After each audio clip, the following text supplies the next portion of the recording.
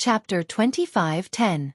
Meng Qingxue suddenly realized that she had asked too much. She immediately shut her mouth and said resentfully, "I'm sorry, I shouldn't have asked about your private matters." "It's fine." Chu Ho said, "I don't know how to answer this question because I don't know who the father is." "How can that be?" Meng Qingxue frowned curiously. She was more concerned about this topic because she might have found a kindred spirit. A single mother? An unmarried pregnancy? Living alone with a child? Chu Ho's characteristics were too similar to hers. It was as if he was a projection of her. Perhaps, this woman had a more complicated past. However, Chu Ho's words, "Because I don't know who the father is." She was completely shocked. How could he not know who the father was? Chu Ho saw that her eyes were full of curiosity, but he didn't seem to be disgusted. He smiled and said casually, "This matter is complicated. We'll talk about it later. I'm going to change first. Just wait for me here." "Okay." Meng Qingxue sat on the chair obediently and waited. When Chu Ho walked out after changing into his casual clothes, Meng Qingxue immediately stood up. "Let's go back to the inn." Meng Qingxue was a little surprised, but she heard Chu Ho say, "Some of your clothes are still there, right?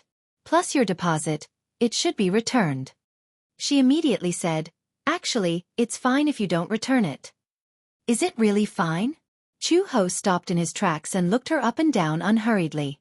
Suddenly, he smiled and said meaningfully, "Since you're pregnant and want to give birth to the child, you need to spend money on food and clothes. Naturally, you have to save some money." Meng Qingxue was shocked. She opened her mouth but didn't say anything in the end. She followed him silently. Chu Ho drove a motorcycle. He started the engine and put on the helmet. Then, he patted the back seat and said, "Get on." Meng Qingxue got on. "Hug me. The wind is strong. It's better to hide behind me. Aren't you cold?" "I'm used to it. I have a good physique." "Okay." Chu Ho drove her back to the inn and took back the deposit and clothes. The inn owner also felt embarrassed about what had happened. Moreover, he gave Chu Ho face, so he gave her the money for the room. On the way back, Meng Qingxue asked curiously, "Officer Chu. Just call me Sister Chu." "How did you know that I'm pregnant?" She didn't mention anything about it from the beginning to the end. "How did she find out?" "Chu," he said, "on the way here, when you were sitting in the front passenger seat, I saw you lowering your head and silently stroking your lower abdomen. Only pregnant women would do such a thing." Meng Qingxue was stunned for a moment. Then, she realized what was going on. She couldn't help but admire her keen observation. "You were so observant? Where's the child's father?" Chu Ho suddenly asked. "Why are you alone? Isn't the child's father with you?" Meng Qingxue's face suddenly showed a look of disappointment. Then she smiled bitterly and said, "My father doesn't want this child, but I want it, so." Chapter 25:11. Meng Qingxue was surprised by her analytical ability. She was stunned for a moment before she said, "I really can't bear to do that. This is our flesh and blood, and also my first child. I can't abandon him. Maybe it's because of my maternal instincts? Just imagine how painful it would be to have an abortion and the separation of flesh and blood." "Did that man let you down?" Chu Ho suddenly asked. Meng Qingxue's gaze was a little empty. She lowered her eyelashes silently and suddenly laughed. "It's not that I let him down. It's just that from the beginning to the end, it was more of my wishful thinking. I realized that I shouldn't continue to be obsessed with him since I've woken up from my dream. Now, I just want to rent a small house in a small nameless city, peacefully give birth to the child, and raise him.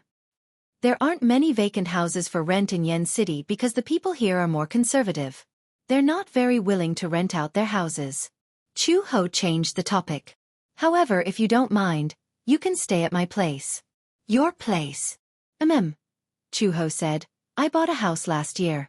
Although it's not big, there's an extra room. If you don't mind, you can stay there." "Really?" Meng Qingxue was overjoyed. She didn't expect to find a stable place to live so quickly. More importantly, the person who provided the house was the police, so at least her personal safety was guaranteed. "How about the rent?" "There's no need to pay rent, right? Anyway, the house is empty, and now there's a layer of dust on it. Meng Qingxue was dissatisfied. The rent should be paid. Since I'm living in your house, then I should pay you rent. There's no doubt about that. If you insist on giving me 300 yuan, then I'll take it. The rent here isn't expensive. Meng Qingxue said. Okay. After a moment of silence, Chu-ho suddenly said, it's hard to raise a child alone. As a single mother, she would be questioned and ridiculed from all sides. The cost of food, clothing, and all the expenses would be like a mountain pressing down on her shoulders. Yes, but I understand how you feel. Because when I found out that I was pregnant, even if I didn't have any memory of the child's father, the innate maternal instinct in a woman's bones seemed to awaken overnight, and I was indeed extremely reluctant to part with him. She has no memory of the child's father? Meng Qingxue was shocked. How is that possible? Don't you know how the child came about? Chu-ho looked straight ahead and said expressionlessly, 5 years ago when I woke up, I was in a homestay in Yen City. Yen City is close to the sea. They all said that I was fished out from the sea. When they found me, I was lying on a large wooden board and had fainted. Fortunately, my limbs were frozen stiff, so I didn't fall into the sea. When I woke up, I had almost no memory. I didn't even know my own name. The name, Chu-ho, was given to me by myself. No memory at all? Meng Qingxue asked carefully. Is it because of amnesia? Chapter 25:12. You don't have any memories? Meng Qingxue asked carefully. Is it because of amnesia? Chu-ho said, yeah, the back of my head seems to have been hit by a hard object. It's bleeding. The doctor said that I don't have any memory of my past. It's probably because my head was hit. Your head was hit. Meng Qingxue was a little surprised. Don't tell me you don't have any memory of what happened before? Yeah, I don't even remember who I am. Even my name, my past, my background, and who my family is, I don't have any memory of it.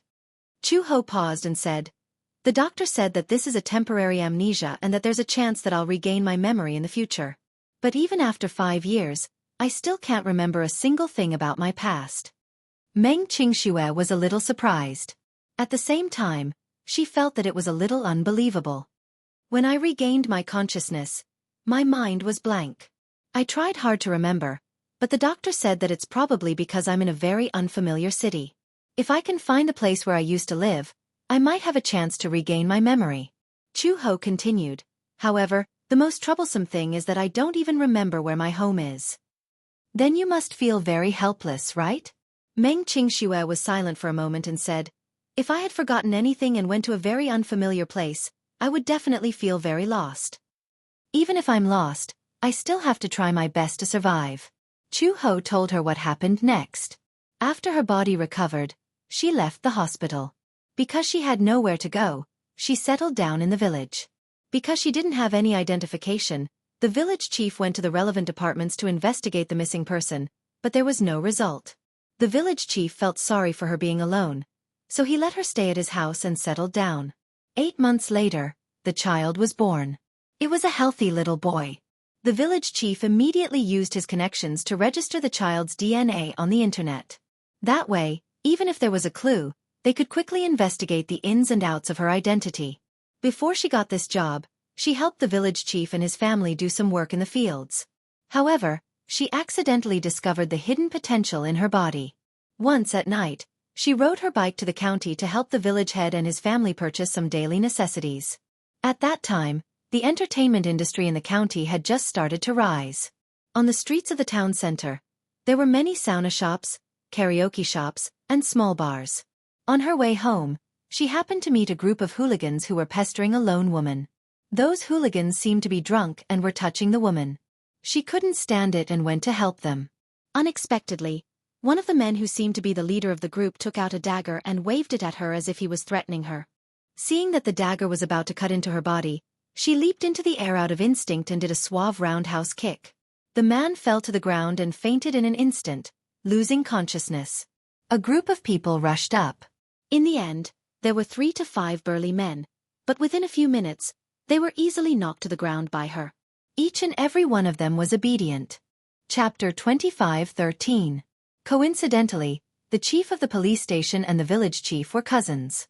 Thus, in the end, by a freak combination of factors, she entered the police station to work.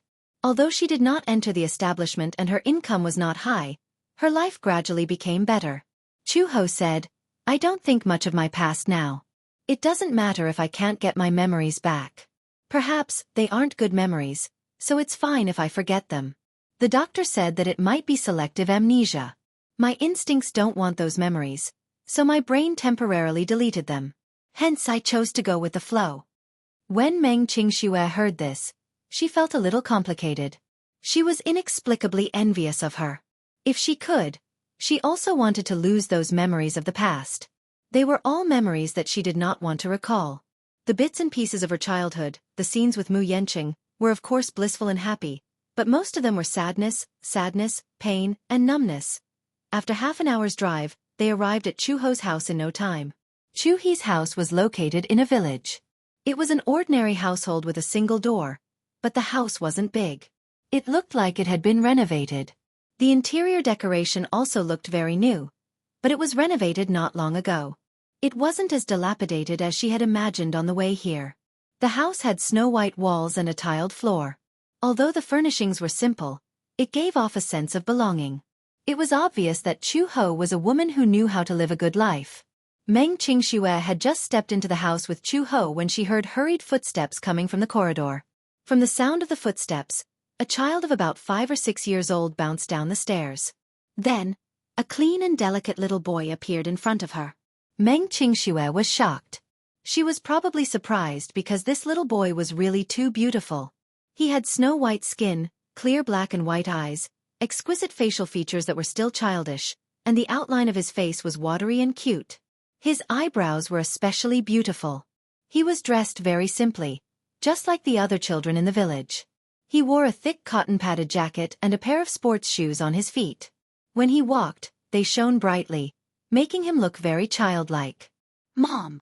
Little Bean excitedly pounced on her and threw himself into her arms.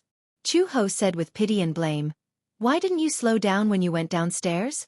What if you fell?" Meng Qingxue, who was standing at the side, could not help but feel warmth in her heart. The Chu-ho of today was no longer as dignified and righteous as when she faced the two hooligans, nor was she as cool and handsome as when she was in uniform.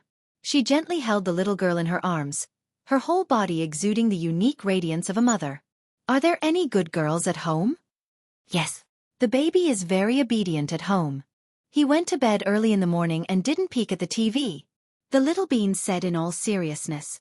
His childish voice was innocent and unaffected.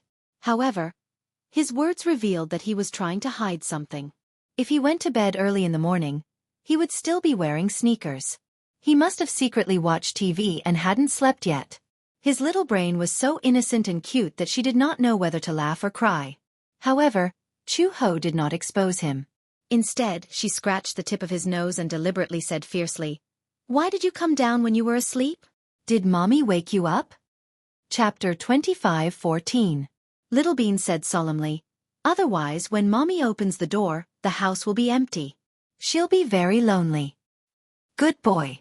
Chu-ho paused, then carried him to Meng Qingxue and said, "Come, Xiaobao, greet Auntie." Little Bean looked at Chu-ho curiously, then at Meng Qingxue. Curious and surprised, he asked, "Who is this Auntie? Is she Mommy's guest?" "Yes. From today onwards, this Auntie will be staying with us. From now on, she'll be our guest. Xiaobao, you have to be good. Don't be naughty and cause trouble for Auntie." "Why would I?" Meng Qingxue retorted, "How can I cause trouble? I like children. Besides, I'm the one who's causing trouble for you by staying here." Chu-ho looked at her warmly and said, "Since you're staying here from now on, let's not treat each other like strangers." Perhaps it was because of their similar experiences, but when the two women looked at each other, there was a sense of mutual appreciation. Meng Qingxue walked in front of her and bent down slightly. She asked Little Bean, "What's your name?" Little Bean's breathing suddenly quickened. Perhaps it was because he was shy, or perhaps it was because he was embarrassed. Looking at such a delicate and beautiful face in front of him, with a pair of beautiful eyes looking at him, and long eyelashes fluttering, he was so nervous that he stuttered, "Ah, Auntie, hello. I'm Xiaobao Chu." "Xiaobao? What a cute name. From now on, You can call me Auntie Qingxue, okay? Auntie Qingxue. Xiao Bao Chu's eyes suddenly lit up. He asked shyly, "Hello, Auntie Qingxue. Your name?" "It's exactly the same as Sister Qingxue's name on TV. Meng Qingxue widened her eyes in curiosity. She was baffled by his words and could not figure out what he meant for a moment. Chu Ho immediately explained, "Last year, there was a fantasy drama that was very popular on TV. It was called something like The Legend of Ancient Sword. The female lead was called Qingxue." "I see." Xiao Baochu suddenly struggled to get down from Chu Ho and ran to the table. Then, he carefully took a clean cup and took out a box of tea from the cabinet. He put a small handful of tea leaves into the cup. Then ran to the kitchen, poured some hot water, and carefully placed the cup on the coffee table in front of the sofa. Then, the little guy ran to Meng Qingxue enthusiastically. He carefully pinched the corner of her shirt and tugged slightly. He said shyly, "Auntie Xiao. Xiao Bao made you a cup of hot tea. The weather is cold. Drink some hot tea to warm your body." Meng Qingxue was extremely surprised. She looked up at Chu Ho and was a little surprised. "You're so young, but you're already so sensible?" "Auntie, this is what I should do. It's because this is your first time here. You're my guest," Xiao Bao Chu said seriously. The little guy's enthusiasm made Meng Qingxue feel a little embarrassed. She walked over and sat down on the sofa. Xiao Bao Chu stood beside her bashfully and looked at her eagerly. He suddenly reminded her, "Auntie, be careful. It's hot." Chapter 25:15. Xiao Bao saw with his own eyes that she picked up the cup and took a sip. Suddenly, she turned around without a word and ran upstairs. Meng Qingxue was dumbfounded. She put down the teacup in a daze and looked at Chu Ho in confusion. She asked curiously, "He's so obedient. Did he run upstairs to sleep by himself?" "That can't be." Chu Ho said, "I don't know where this guy gets so much energy from. He's always restless at night. I have to coax him before he'll sleep." "Then he's..." Chu Ho glanced at the corridor and smiled knowingly. "He's probably tidying up your room." "Tidying up my room?" "Yeah. There's a guest room upstairs that's usually reserved for emergencies. He guessed that you'd be staying in that guest room, so he probably took a broom and a mop to tidy it up." Meng Qingxue was even more speechless. "He already knows how to do housework?" "Yeah. Although he doesn't sweep the floor clean, he's very energetic." "Aya, there's no need to go through so much trouble. I can actually do it myself," Meng Qingxue said as she ran upstairs. When she entered the guest room, she saw Xiao Bao struggling to hold a mop and mopping seriously. Under the light, she could see that his forehead was covered in sparkling and fine beads of sweat. He was mopping seriously and was working especially hard. "Xiao Bao, Auntie knows how to drag. It's already so late. Why don't you sleep early? How can I let Auntie drag? I'm the little master. It's my duty." After Xiao Bao finished speaking, he started mopping again with all his might. Meng Qingxue stood at the door and watched with a smile. She couldn't help but lower her head and gently caress her belly. She thought to herself, "How nice would it be if the baby in my belly grew up to be so sensible and well-behaved? That would save her a lot of trouble." After the floor was mopped, Chu Ho also packed up and came upstairs. He immediately asked, "Xiao Bao, are you done mopping the floor?" Chu Xiao Bao walked over with a mop in his arms. He stood in front of her and saluted her with his little hand. Like a soldier, he said firmly, "Yes, Mom, it's done." "Then go to bed early." Xiao Bao suddenly chuckled a few times, then bashfully moved to Chu Ho's side and asked carefully, "Mom, seeing that I'm so obedient, can you let me watch another cartoon tonight?" "It's so late and you're still watching cartoons?" Chu Ho's face immediately darkened and he said sternly, "Not allowed. Go to bed early, okay?" "Is it really impossible?" Chu Xiaobao hugged her thigh pitifully. Looking up at her, she said aggrievedly, "Just one episode. It was just one episode. Xiaobao took a nap in the afternoon, so I'm not sleepy now. But Mom is tired. After a day of work, I'm very sleepy now. Don't you want to sleep with Mom?" Upon hearing Chu Ho's words, Xiaobao didn't insist anymore. Pursing his lips, he nodded and said, "Then Xiaobao will sleep with Mom." "That's a good boy." As Chu-ho said this, he looked up at Meng Qingxue and said, "It's late. Go to bed early." "Okay. This guest room has a bathroom and hot water. Wash up and rest early." As Chu-ho said this, he closed the door for her. Meng Qingxue placed her luggage on the table and then looked around the room. Chapter 25:16. The furnishings in the house were simple. There was a 2-meter bed, a 5-door wardrobe, a table, and an LCD TV. She walked to the bathroom. Although it was not big, it had everything she needed. There was a shower, a toilet, and a sink. She turned on the tap and hot water immediately came out. Meng Qingxue hung her clothes in the wardrobe. She did not bring many clothes with her. When she was unpacking her luggage, a photo accidentally fell out. She picked it up and glanced at it. It was a selfie of her and Mu Yanqing. She was the one who had dragged Mu Yanqing to take this photo. He was initially unwilling, but she had to act coquettishly before he reluctantly agreed. She pulled the man, who was more than 1.8 meters tall, into the small studio and reluctantly took a photo with her. After that, he refused to take another selfie. In the photo, Mu Yanqing's face was stiff.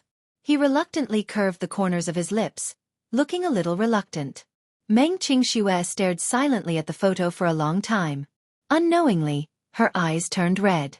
Drops of crystal-clear tears fell on the photo and stained it little by little. She pursed her lips and held back her tears. She silently wiped them away. Then, she hardened her heart and gritted her teeth. She pinched the corner of the photo and tore it into pieces in a fit of anger. She hardened her heart and forced herself not to piece together her broken feelings. She grabbed the scattered remains of the photo, rolled them up, and threw them into the wastepaper basket. Meng Qingxue had already taken a shower at the hotel. Hence, she washed her face, brushed her teeth, and went to bed. The next day, when she woke up, Chu-ho had already woken up early. He sent Xiao Bao to kindergarten and returned home. Meng Qingxue handed over a sum of money wrapped in an envelope. "There's more than 3,000 yuan here. I may have to stay here for a while. Sorry for the trouble." Chu-ho did not refuse and accepted it. Based on their interactions last night, she had a good understanding of Meng Qingxue's character. Meng Qingxue was more principled and strong-willed, which was similar to her in this aspect. If she insisted on not accepting the gift, she would feel a little uncomfortable. After accepting the rent, Chu-ho thought to herself that she could allocate a portion of the money to buy some tonics for her to nourish her body. She could tell that Meng Qingxue's body was not in good condition and needed to be nursed back to health. Fortunately, although Yen City was small, it was a place with beautiful scenery and was very livable. Every household had their own farmland. Therefore, most of the residents in Yen City were self-sufficient. The vegetables and rice they ate were all grown from their own fields. They were very healthy. Meng Qingxue suddenly asked, "Are there any simple jobs in the village? I don't have much money, so I want to do some manual work." "Do you know how to do it?" "I've been doing manual work since I was young." Meng Qingxue's family was not considered rich since she was young. Hence, she helped her family do manual work since she was young. She sewed clothes, knitted sweaters, and knitted scarves. Sometimes she would do some manual work. Chu-ho thought hard for a while and said, "There's a workshop in the village that specializes in making lanterns." "Lanterns?" "Yes. They make handmade lanterns in the shape of various animals and sell them in the market. One lantern costs 15 yuan. If you're fast enough, you can make 10 in a day and earn more than 100 yuan. You can try." "More than 100 yuan?" Chapter 25:17. "Sure. My handiwork is very meticulous." Meng Qingxue was greatly excited. "Can you introduce me to it?" "Of course. By the way, don't you have to work in the afternoon?" "I'm on the night shift this week and work at 7 p.m. I'll ask around for you in the afternoon and get back to you." "Okay." In the afternoon, Chu-ho returned home looking very happy. "Qingxue, I've asked around for you. The workshop isn't far from here. It's only a few hundred meters away. However, I was wrong before. It only costs 10 yuan to make a lantern. Are you willing to do it? 10 yuan is good too. It's a lot. But don't force yourself too much. After all, you're pregnant. Are you having a bad pregnancy reaction now?" "A little, I guess." Chu-ho said, "If you're really not feeling well, don't force yourself. I'll help you contact someone later. You can start work tomorrow. They're short of manpower. As such, she decided to settle down here. Meng Qingxue went to work at the workshop at 8:30 a.m. sharp every day. Even though it was considered work, the atmosphere was relatively peaceful. Unlike the scheming in the workplace in the metropolis, the villagers were simple and warm. They took special care of an outsider like her. She got the hang of it very quickly. At first, it took her 2 hours to make a lantern. However, after she got the hang of it and familiarized herself with it, she could make 5 lanterns in the morning. She returned home at 7 p.m. after dinner. Haven't you found her whereabouts yet? In the office, Mu Yanqing looked at the men in suits standing in a row in front of the table with a displeased expression. On the table was a thick stack of information about Meng Qingxue. Everything about her, from her background to her DNA, was in the file. However, after half a month, he had sent countless people to search for her, but they could not find a single strand of her hair. This woman was too ruthless. She left without leaving a trace. It was as if she had evaporated into thin air. Mu Yanqing hated her so much that he gritted his teeth. The more he loved this woman, the more he hated her. Why did she leave? She left without saying a word after leaving such a message. She made it seem like he was the one who chased her away. Why was he talking to himself like that? Who gave her the right to do so? The more he thought about it, the angrier he became. With a cold expression, he picked up the documents on the table and slammed them on the floor. Chairman Mu, please calm down. We've already sent out our best men to search for him. However, to find one person in so many cities was indeed a little tricky. However, if they continued to search, they would definitely be able to find her whereabouts. Don't worry, we will definitely find him for you. The reason why they addressed him as Chairman Mu was that the news of him taking up the position of Dishing Financial Group CEO had been publicly announced this morning. When Mu Yanqing walked into the Mu Group's building, all the Mu Group's employees addressed him respectfully as Chairman Mu. As for the inheritance ceremony, it would be held in a week's time. Suddenly, someone knocked on the door. Come in. A woman who looked like a secretary suddenly walked in and reported with a smile. Chairman Mu, Miss Song is looking for you. We have arranged for her to wait for you in the reception room. Chapter 25:18. Miss Song? Which Miss Song? It's your fiancée, Miss Song Enya. Mu Yanqing was stunned for a moment as he muttered inwardly. What is she doing here at this time? Just tell her that I'm busy and can't meet her. He was currently feeling frustrated and did not want to be disturbed by that woman. Then, the secretary cautiously said, I'll tell her that you have a meeting to prepare for later. Yes, just say that. The secretary then retreated respectfully. Unexpectedly, a few minutes later, the sound of high heels clicking could be heard from outside the door. Without knocking, Song Enya pushed the door open and rushed in. She said rudely, Meeting? What meeting is so important that even I can't be seen? Mu Yanqing raised his head and frowned, looking displeased. Didn't I say that I'm busy now? Can't you wait until I'm off work? Do you have to avoid me like this? Could it be that, in your eyes, I'm some kind of scourge? Annoyed, Mu Yanqing turned his face away and refused to look at her. I have something to talk to you about. What is it that you have to talk about in the office? We only talk about business in the office and not private matters. She was instantly enraged when she heard this and took a step forward agitatedly. Mu Yanqing, what kind of attitude is this? Listen to me carefully. Song Enya's words came to an abrupt halt as her gaze landed on the scattered papers on the floor. Curiously, she walked forward and picked up one of them, only to see Meng Qingxue's photo on it. It was actually information about Meng Qingxue. Her heart skipped a beat as she felt extremely humiliated. What is this for? Could it be that this man sent people to look for me? Song Enya skimmed through the documents and in shock, picked up a few more. Glancing through them, she was surprised to find that the investigation had included the hospital. Hospital? What kind of situation would require them to investigate the hospital? Could it be? Song Enya immediately thought of a possibility. This woman is pregnant. Pregnant. Then, isn't this woman a big threat to me? To rich families, a woman's birth was not the biggest threat. The biggest threat came from the child in her stomach. She had plenty of means to make it difficult for this woman to step into the Mu family for the rest of her life. However, the child in her stomach might not be. If she was pregnant and gave birth to the child, once Mu Yenqing found the child and brought it back to the Mu family.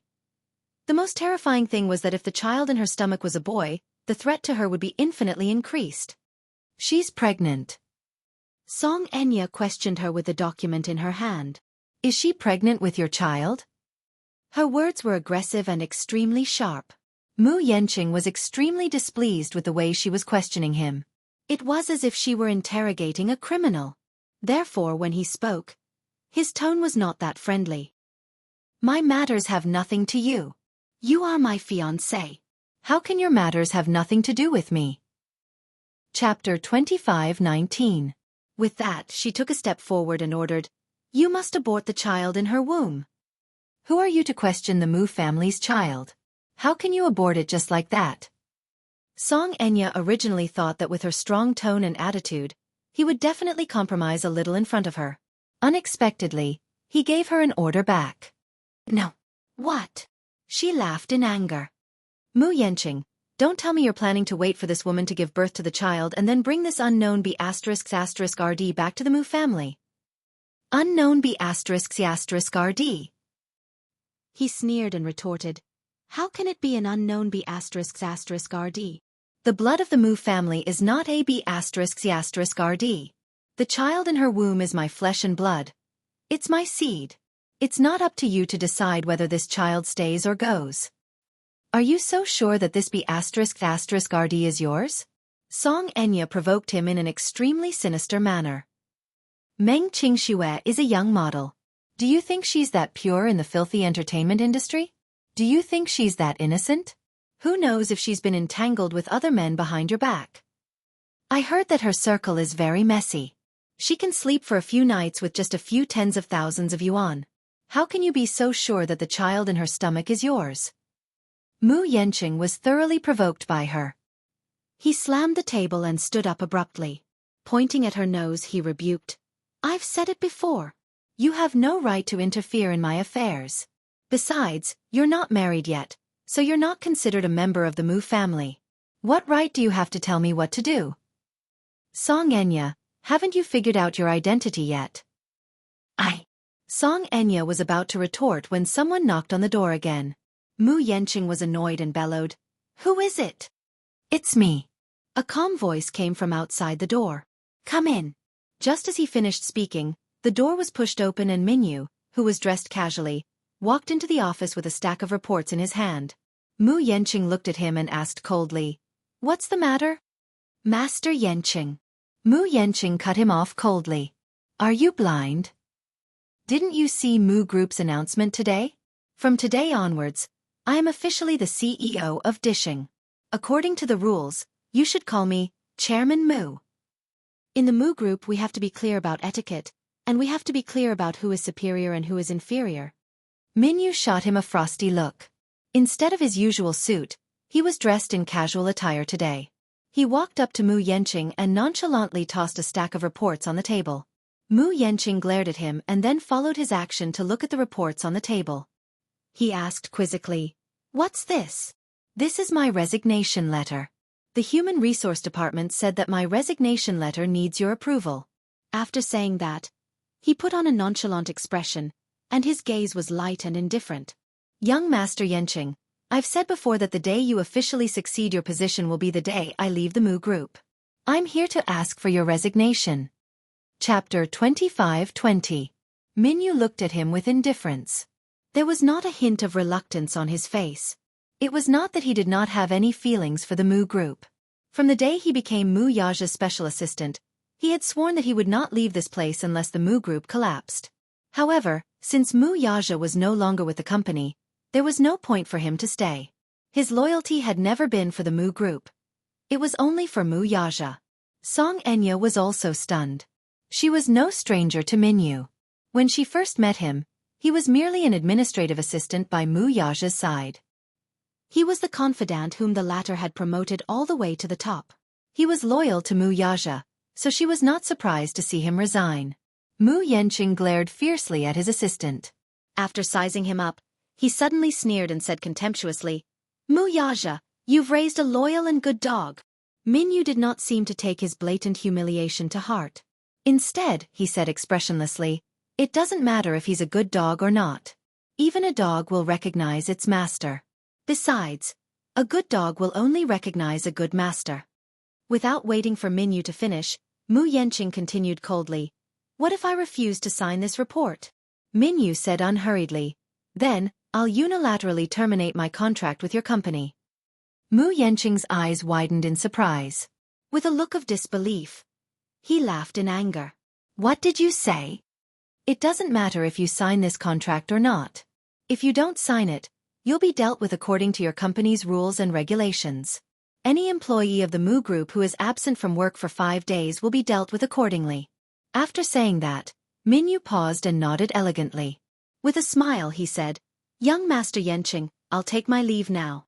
With a faint smile, he turned around expressionlessly and walked toward the door without looking back. He did not seem to care about Mu Yanqing's ashen face as he turned to leave. Mu Yanqing's face instantly turned red. No matter how elegant he was, he could not maintain his composure at this moment. He growled, Stop right there. Did I say you could leave? Unexpectedly, Minyu didn't even turn his head. It was as if he didn't hear him at all. He opened the door and left. Bang! The door slammed shut with a loud bang. The muscles on Mu Yanqing's face twitched for a moment. His gaze was sinister and ferocious as he gritted his teeth and turned around. Glancing at the resignation letter on the table, he picked it up abruptly, tore it into shreds, crumpled it into a ball, and threw it into the trash can. Song Enya watched his every move and let out a long snort before saying, Mu Yanqing, you haven't answered my question yet. What are you going to do with that Meng Qingxue? At this moment, she was still angry because of what had happened to Meng Qingxue. She initially thought that she was just a woman who was clinging on to Mu Yanqing. She had experienced how flirtatious the man could be. She was also aware that this man had many women outside. Some were models, some were from the entertainment industry, and some were even students. However, this was not the most infuriating thing. What was more infuriating was that after Meng Qingxue left under her instigation, Mu Yanqing actually went to great lengths to find her. What did this mean? This meant that Mu Yanqing valued Meng Qingxue very much. Chapter 25-21. A man who had always been a womanizer was actually pursuing a woman who had disappeared without a trace. This was definitely not purely because that woman was pregnant with his child. She was also pregnant. She was also pregnant with his child, and she was certain that it was a boy. However, Mu Yanqing did not care about her at all from the start. He did not even care about her at all. What about Meng Qingxue though? Mu Yanqing was secretly looking for that woman's whereabouts behind her back. She would never allow such a thing to happen. Mu Yanqing did not immediately respond to her doubts, but Song Enya did not have the patience to wait for his reply. Suddenly, she walked over expressionlessly and faced him. Mu Yanqing, let me tell you, I have my bottom line too. Don't think that the Song family can be bullied just because it's a little down now. Let me tell you, since I'm your fiancé and married to you, then Meng Qingxue is not allowed to exist. No matter where she goes, you're not allowed to look for her whereabouts. If you still care about my feelings, I'll have to trouble you to quietly kill the child in her womb. Song Enya, am not that easy to bully. Mu Yanqing suddenly laughed eerily and said coldly, Song Enya, you're really naive. Do you think that you have the right to control me just because you're my fiancé in name? Dream on. What? Song Enya looked sullen. Mu Yanqing, I control you. I'm controlling you. I'm just defending my rights as your future wife. I'm protecting my legal rights. Mu Yanqing immediately interrupted her impatiently. We haven't even collected our marriage certificate, so how can it be legal? Besides, what I hate the most is the way you talk about your selfishness as if it's the most righteous thing you've ever done. Mu Yanqing paused for a moment before continuing.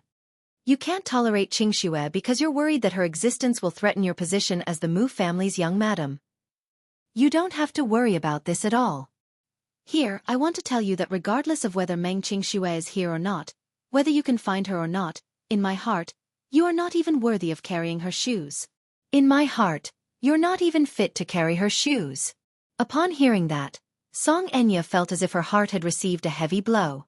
It was as if a sharp needle had pierced her chest, causing her to feel excruciating pain. Her face turned as pale as white wax. Her lips trembled for a while, and she took a quick breath. She gritted her teeth and asked, "Not even fit to carry his shoes? Mu Yanqing, do you really mean it?" Mu Yanqing snorted disapprovingly as his lips curled into a mocking smile. "Do you think I'm joking with you? Or do you think I'm as hypocritical as you?" With that, he ignored her and instructed the new assistants, "Clean this place up. I have something to do and need to go out." He had promoted 2 of his confidants to be his assistants the moment he took office. It had to be said that Mu Yaja was very arrogant and powerful. Mu Yaja only had Minyu by his side, but he felt that one was not enough. Since he was now the supreme leader of the Mu group, he needed at least 5 assistants by his side to reflect his aura. Chapter 25-22. Seeing that he was about to leave, Song Enya chased after him and tried to tug at his sleeve. "Where are you going?" Mu Yanqing did not even look at her as he flung her hand away. Song Enya was furious and shouted hysterically, "Stop right there!" Mu Yanqing turned around abruptly and glared at her fiercely. "Song Enya, I'm warning you. We're in the company now. You must remember your place and don't act like a crazy woman. You'll embarrass the Mu and Song families." Song Enya was so angry that her chest was heaving up and down. Her eyes were red and swollen. Ever since she became pregnant, her emotions were easily out of control. She was no longer as calm and stable as before and often had hysterical outbursts. She forced herself to calm down and suddenly asked in a trembling voice, "Mu Yanqing, do you treat me as your fiancé or not?" "Of course." Mu Yanqing's voice was cold. "You're my fiancé. This is an undeniable fact. Since I've acknowledged you, I won't deny your value. Then what right do you have to treat me like this?" Song Enya widened her eyes as tears streamed down her cheeks. Why was it so difficult to find a man who would dote on her? First, it was Mu Yaja. Now it was Mu Yanqing. None of them had ever cared about her. Only God knew how jealous she was of Yun Shirshir to be doted on like that. What about her? For a single favor, she felt like she was a beggar, pitifully begging for pity, but what she got in return was still disdain. Song Enya could not figure it out. She questioned him word by word. "What right do you have? What right do you have to care so much about a lowly woman?" Mu Yanqing was silent for a while. Suddenly, Meng Qingshue's voice and face appeared in his mind. He recalled the times when she lay aggrievedly on his chest and would occasionally throw a tantrum willfully. At that time, he felt that this woman was very much like a child, adorable and arrogant. He recalled that when he was unwell, she took care of him day and night, staying by his bedside and taking good care of him. At that time, he felt the radiance of motherhood and maturity from her. Mu Yanqing could not help curling his lips into a smile as he calmly said, "Based on the fact that she treats me wholeheartedly, she'll never scheme against me like you did." With that, he pushed the door open and left without another look at the Missy. Song Enya stood rooted to the ground in a daze, suddenly having an epiphany. It turned out that this man probably still hadn't gotten over the fact that she had schemed against him and used him. She fell to the ground in a daze as she stared blankly in the direction where Mu Yanqing had left. Tears fell silently from her eyes. With Mu Linfeng's support, Mu Yanqing's promotion was a matter of course. Mu Linfeng was extremely prestigious in the Mu family. After Mu Yaja left the Mu group, his words carried the most weight in the family. On the night before the announcement was made, Mu Yanqing tossed and turned restlessly in bed. His heart was heavy, and he was so agitated and uneasy that he could not fall asleep. Perhaps it was because he felt that the good thing he had been dreaming of all this time had come too suddenly that he could not help but doubt the authenticity of this matter. He even wondered if he was having a long and sweet dream. Once his sweet dream was shattered and he woke up from it, the Mu family would still be under Mu Yaja's control. Chapter 25-23. Perhaps this was not a dream, but in his imagination, the succession ceremony would probably not be carried out successfully. Someone would definitely make things difficult for him. However, on this day, the succession ceremony was held as scheduled. During the shareholders' meeting, he officially became the new president of the Mu Group under the witness of all the important members of the Mu family and the senior shareholders of the company. After the meeting, he walked into his office. The originally luxurious CEO's office had been cleaned up to look brand new, and the name tag on the table had been replaced with his name. It was only then that an indescribable heat surged from his chest like a dream. He had finally gotten what he wanted. He had become the real head of the Mu Group. He knew very well that, although he was the head of the company on the surface, the real power was still in the hands of Mu Linfeng. However, there was no hurry in this matter. Mu Linfeng's body was no longer as strong as it used to be. When he was no longer around, the real power would return to him, would it not? He was finally at ease. With this, he could finally satisfy the surging desire in his heart. He did not sit in the office for long. Instead, he left the office to patrol the employees' area. As he walked through the rows of employees' work areas, the gazes of the elites in suits and leather shoes that he met changed from the initial disdain and suspicion to the current reverence and subservience. He could feel the eagerness and flattery on the faces of the employees wherever he looked. This was probably the charm of power, right? Everyone would bow down to him and respect him. No one dared to disobey his will. Therefore, many people in the Mu family wanted to climb up the ladder by hook or by crook. They coveted this position for no other reason than to stand at the peak and be worshipped and looked up to by everyone. Standing at the peak, one would realize that when one looked down at them, everyone would be as insignificant as a speck of dust or an ant. He seemed to be able to flatten them at will. He had waited so long for this moment. Now, he finally got what he wanted. At the thought of this, Mu Yenqing wanted to laugh out loud without restraint, but his rationality restrained him from doing so. In the end, he managed to maintain his composure as he returned to the CEO's office. After the Mu Group's stock market plunged, although there were doubts about Mu Yenqing's succession, most of them regarded him as their savior. However, many senior and elite employees did not have much confidence in Mu Yenqing. If it was in the past, when Mu Yaja was in charge of the Mu Group, none of the financial groups in the world could compete with the Mu Group. However, things were different now. Mu Yaja left the Mu Group and took over the position of president of the Shengyu Financial Group with great fanfare. He made a beautiful comeback with great fanfare. Now, he was ambitious and rapidly rising in power. He had become the leader of the Xinxiu Financial Group. This was simply a miracle. Apart from Mu Yaja, no one else would be able to create such a miracle. The Shengyu Financial Group, the existence that the Mu Group loved and hated, was now the biggest enemy of the Mu Group. Chapter 25-24. The reason why they said they loved and hated him was because the person in charge of Shangyu was the leader of the Mu Group whom they had always respected and looked up to. What they hated was that every time Shangyu made a move, it was undoubtedly to destroy the Mu Group's future. The ruthlessness of his moves was jaw-dropping. Mu Linfeng once thought pessimistically that the will of this chess piece had finally recovered. From now on, he was probably light years away from the end of his era. Perhaps there would never be an end to it. This was because he knew very well that his son, Yun Tianyu, was not a kind person and was not of his kind. At such a young age, he had already made a name for himself. His future was simply incredible. Checkmate. In the hotel suite, Yu placed his chess piece down with the conceit of a victor on his face. Mu Yaja furrowed his brows and looked at the proud little lad opposite him.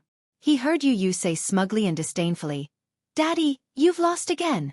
TSK. TSK. You have to admit that you're old." This lad was asking for a beating. How dare he tease his old man? Could he leave him some face? Yun Shishir was watching the game from the side with Xiao Yichen in her arms. When she saw the final result, she was not surprised and laughed out loud. "Hubby, you're no match for Yu at all." That's right. Daddy, you should give up struggling. Yu is the back wave, and you're the front wave. He has already knocked you down to the beach. Mu Yaja glared at him, and the latter immediately shut up. He threw himself into Yun Shishir's arms aggrievedly and called out pitifully, "Mommy, Daddy is scolding me again." Yu said earnestly, "Daddy, don't be unwilling to admit defeat. Give up struggling. Your chess skills are not as good as mine." Mu Yaja said awkwardly, "I haven't played in a long time. I'm a little rusty."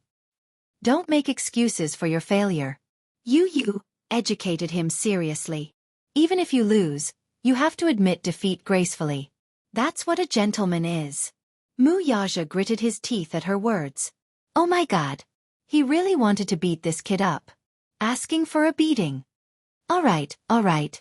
It's getting late. Yun Shirshir looked at the sky outside the window. It was 10 p.m. in Prague. It was time to rest early. We still have to fly to Italy tomorrow. Yu immediately hugged Yun Shirshir and said coquettishly, I want to sleep with mommy. Xiao Yichen immediately hugged Yun Shirshir, unwilling to let go. I want to sleep with mommy too. Mu Yaja walked over, pinched each of them by their ears, and pulled them away. Sleep on your own. Don't hoard my woman. This domineering declaration was very much his style. Yun Shirshir's lips twitched. Every night, the father-son trio would fight over her as scheduled. Yu and Xiao Yichen would fight to sleep with her, but in the end, Mu Yaja would kick them away in disdain. Yu and Xiao Yichen covered their ears and complained bitterly, Daddy is bullying us. Pinching ears is domestic violence. We want to protest. When I was your age, I was already independent. Why are you so clingy? Humph. Humph. The two little kids snorted in unison and looked at him with disdain. Yu suddenly said, Forget it. Mu Yichen, we won't stoop to his level. With that, he held Mu Yichen's hand and strode out of the room. He did not even look back. He was very suave. Chapter 25. You're spoiling them too much. Mu Yaja was still in a bad mood. After all, he had lost 3 rounds to his son in less than 10 minutes. Naturally, he would not be in a good mood. They're a little clingy. Mu Yaja said, Quickly get them to find a wife. That way, they won't have to stick to my wife. Yun Shirshir's eyes twitched. Are you serious? Why? They're only 7 years old. Was he looking for a child bride? Yun Shirshir suddenly walked over to the sofa, sat down beside him, and hugged his shoulders. Today, the director called to ask when I'll be returning to the set. It seems that the wedding photo shoot has delayed some time. I only applied for 5 days off, but I didn't expect the schedule to be so tight. 5 days isn't enough. Mu Yaja gently stroked her hair and said unhurriedly, There's no need to rush back to the set since the filming is going on. After all, the wedding photo shoot is more important than filming. Then, is your schedule tight? Yun Shirshir asked worriedly. Your schedule should be even tighter than mine. Shengyu is still waiting for you to rush back to take charge, right? I've made arrangements in advance. If there's anything, Jinyu will take care of it. Oh. Yun Shirshir pondered for a moment before suddenly saying, I saw the news today. Mu Yanqing has officially taken over the position of Dishing Financial Group CEO. Do you know about this? Mu Yaja appeared indifferent. It's not something to be concerned about. I'm worried that the Mu Group will make a bold move against Shengyu Financial Group and launch a series of counterattacks. The business world is filled with gunpowder all the time. There's no difference whether there's one more enemy or one less. Besides, Mu Linfeng is now in charge of the Mu family. They're already at their wits' end. You, on the other hand, don't have to worry so much. Mu Yaja lowered his head and could not help but give her a light peck on the lips. Then, he smiled and said, You're here for the wedding photo shoot. Why are you worrying about this and that? I'm worried for you. I know what I'm doing. If I'm not confident, I won't act. Since I've left Mu Group, I'm confident that I can trample Mu Group under my feet. After he finished speaking, he looked at her face and his gaze became gentler. Under the light, her beautiful face was bright and beautiful. His heart was moved by her moving eyes and he couldn't help but move closer to her. His thin lips covered her delicate lips and kissed her charmingly, but there was a hidden ambition. Under the gentleness, it was as if he wanted to swallow her into his stomach like a tiger eyeing its prey. Yun Shirshir followed her instincts and responded to his kiss. He suddenly picked her up and walked towards the bed. The next day, there was a 9 a.m. flight to Italy. This was the last part of the wedding photo shoot schedule. It was also Yun Shirshir's most anticipated destination, Italy. As she waited to board the plane, she was filled with anticipation. They arrived at the airport as scheduled. After arriving in Italy, they got into the car specially sent by the hotel to pick them up. However, halfway through the journey, the road was suddenly congested. For some reason, the traffic in Italy was convenient and there were rarely traffic jams, but now, it was so congested that it was difficult to move half a meter. Mu Yaja glanced at his watch, looking extremely displeased. He then asked in fluent Italian, Why is there a traffic jam? Chapter 25-26. The driver was surprised because Mu Yaja's Italian was too fluent. If it wasn't for his handsome face, he would have thought that he was a native of Italy. Honorable sir, I'm not sure either. We've been stuck in traffic for 5 minutes. What's going on in front? Mu Yaja suddenly said to the hotel manager in the front passenger seat, "Go down and see what's going on." "Yes, sir." The blonde hotel manager immediately got out of the car and walked forward to investigate the situation.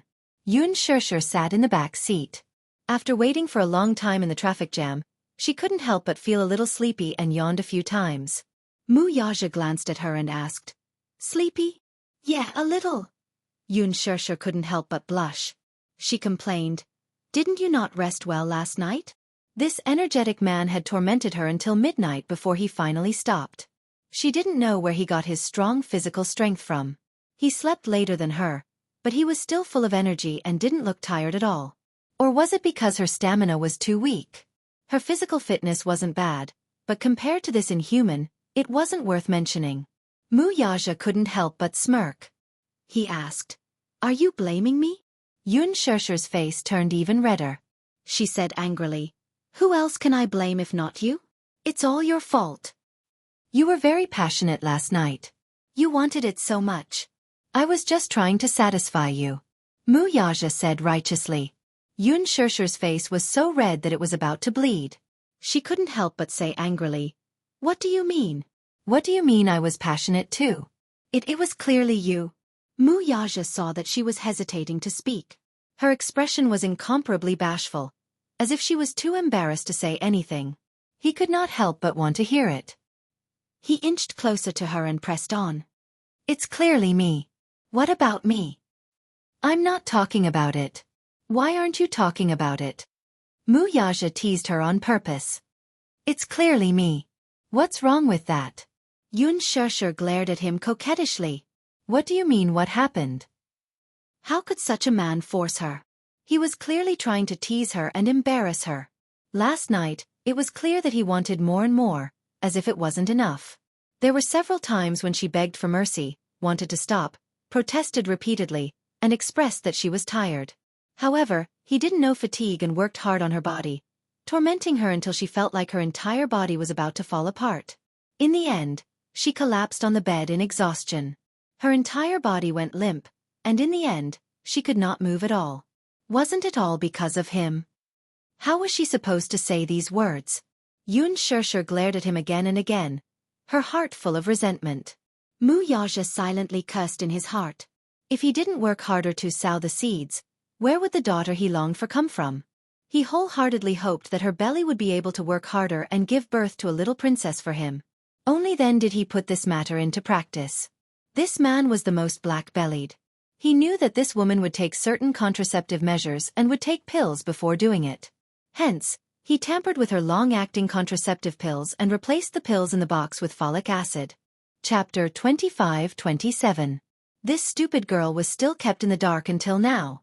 Mu Yaja couldn't help but want to laugh when he imagined the day when she realized that she was pregnant and holding the diagnosis report in her hand. However, he held it in. Besides, he had some selfish motives. If she was pregnant, she would have no reason to continue working in the entertainment industry. When the time came, he would set up an entertainment company for her to manage. When she was in a good mood, she would take on a few good scripts. It would be very relaxing. Although his methods were a little despicable, this woman didn't cooperate. The hotel manager returned quickly and got into the car. He said to Mu Yaja, "Sir, I went to check on the situation. There was an accident and 2 cars collided." "Car accident?" "Yes, it was a collision. The police are on their way. The road will be clear soon." Mu Yaja nodded and gently pulled Yun Shirshir into his arms. He asked gently, "Are you tired?" "Yes, a little. I'm just afraid that the 2 little guys are tired from the flight. The hotel sent 2 cars to pick them up. Yu and Mu Ichen sat in the car behind. At this moment, they were most likely dozing off. The road was clear again. The car moved slowly. When they passed by the scene, they saw a Bentley and a Maserati colliding. Yun Shirshir couldn't help but take another look. By the side of the road, A woman with brown hair and black eyes was standing face to face with a uniformed police officer. They seemed to be cooperating with the investigation. The woman had an Eastern face. She was exquisite and beautiful, especially her eyes. They were as delicate as a painting. Her willow leaf-like eyebrows were gentle and reserved. Nowadays, very few people drew such eyebrows. Most of the people had a Korean-style unibrow, but few people were interested in willow eyebrows. However, this woman was very suitable for willow eyebrows. It made her almond-shaped eyes charming. She had a high nose bridge and pink cherry lips. Her facial features might not be shockingly exquisite if they were separated separately, but when put together, they were extremely harmonious and beautiful. Moreover, they were extremely recognizable and unforgettable. Perhaps it was because she was particularly interested in beautiful things. For some reason, Yoon Shurshur paid special attention to her and couldn't help but glance at her. The woman seemed a little annoyed and frustrated. She raised her hand to look at her watch and subconsciously glanced up. The car sent by the hotel to pick her up brushed past her. For some reason, she couldn't help but glance at the car window. The car window was rolled down. Therefore, he could see the person sitting in the back seat at a glance. The woman's face suddenly stiffened and her gaze paused for a moment. Immediately after, an extremely surprised and suspicious expression surfaced on her face. She couldn't help but chase after the car for a few steps. When she clearly saw the man sitting in the back seat of the car, she was shocked and couldn't help but take a step forward. She was wearing high heels, but she didn't seem to care at all as she chased after the car. Yoon Shurshur had already retracted her gaze, but when she looked up, she saw in the rearview mirror that the exquisite-looking woman was chasing after the car. She was waving her hands, and her hair was messed up by the wind. Her red lips were slightly open as if she was shouting something. However, sitting in the car, she couldn't hear anything at all. Yoon Shurshur muttered in puzzlement, "That's weird. Why is this woman chasing after the car?" Chapter 25-28. Mu Yaja raised his eyebrows and did not catch her muttering. "What? There's a woman chasing after our car." Yoon Shurshur then added, "It's really strange. I don't know if she's mistaken me for someone else." Hearing this, Mu Yaja looked in the rearview mirror too. The woman was nowhere to be seen. "There's no one. It can't be? I saw her chasing after us just now."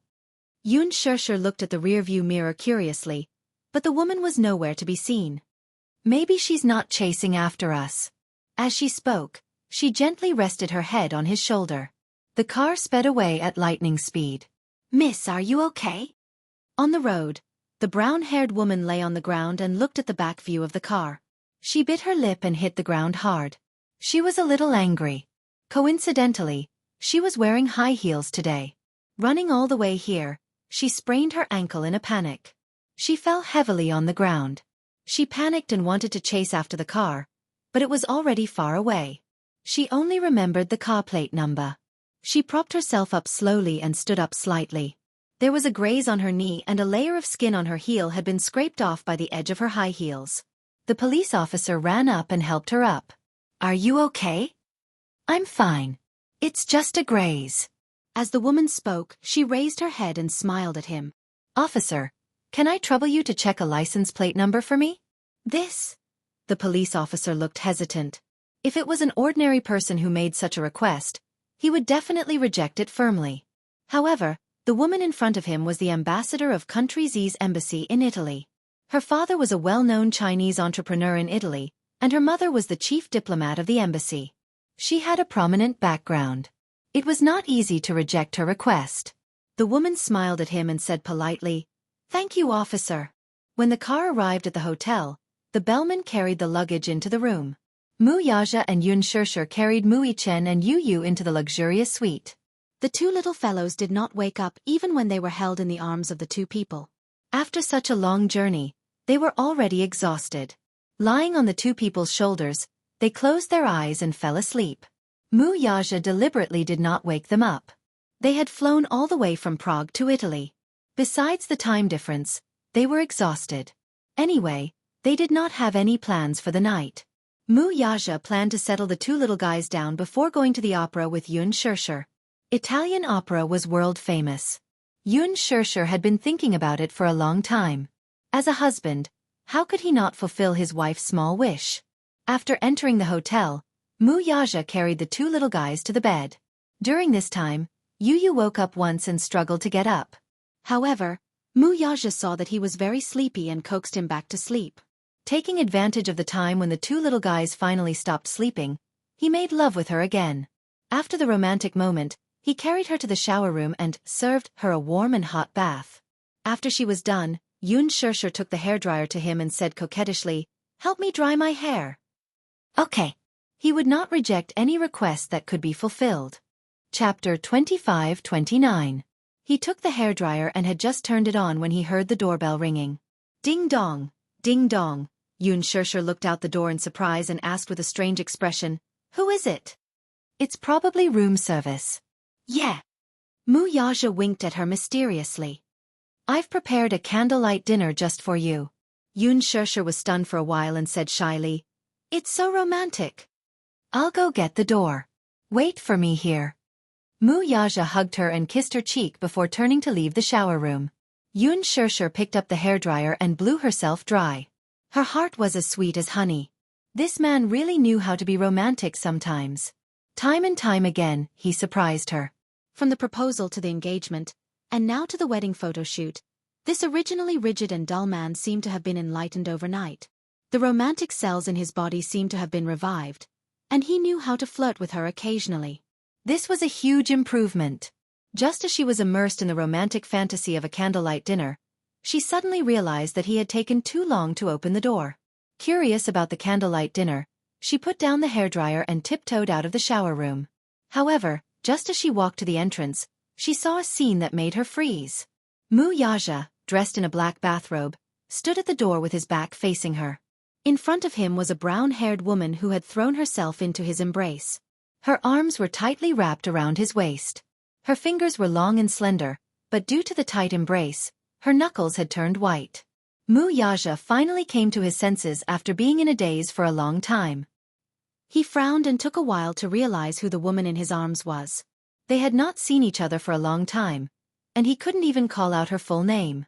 In his hazy memory, the girl's warm and clear face floated to his mind. He couldn't help but follow his memory and silently said a name, "Xian. Brother Zhe." The woman buried her face in his chest, and a warm current flowed down along the lines of his muscles. "I miss you so much," the woman cried emotionally. "I thought that I would never be able to see you again in this life." Hearing this, Mu Yaja's expression changed. Suddenly, the corners of his lips curled up, and he couldn't help but sigh dotingly.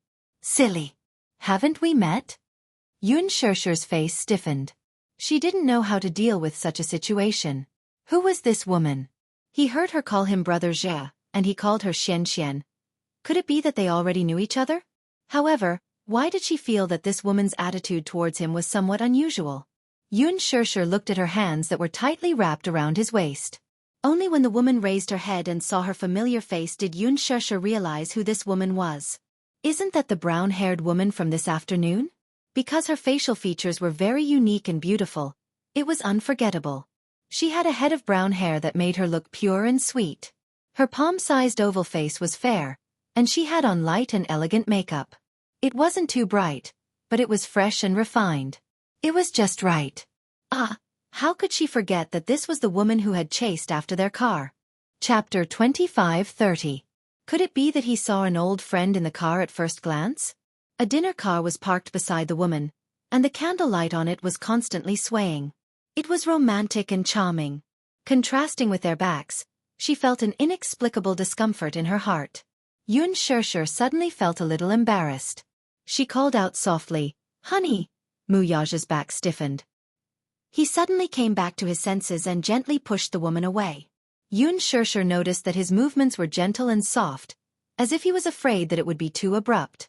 It could be seen that although he was unprepared for the woman's sudden hug, he did not reject it. Her heart suddenly fell to the bottom of the valley. The doubts in her heart were infinitely magnified. He turned around and saw her. He immediately walked up to her and said in a deep voice, "Why are you out in a bathrobe? Aren't you cold? I saw you open the door for so long and didn't come in, so I was a little worried. Go in first and come out after you change." Yun Shirshir did not respond to him immediately. Instead, she looked at the woman at the door in confusion. This is...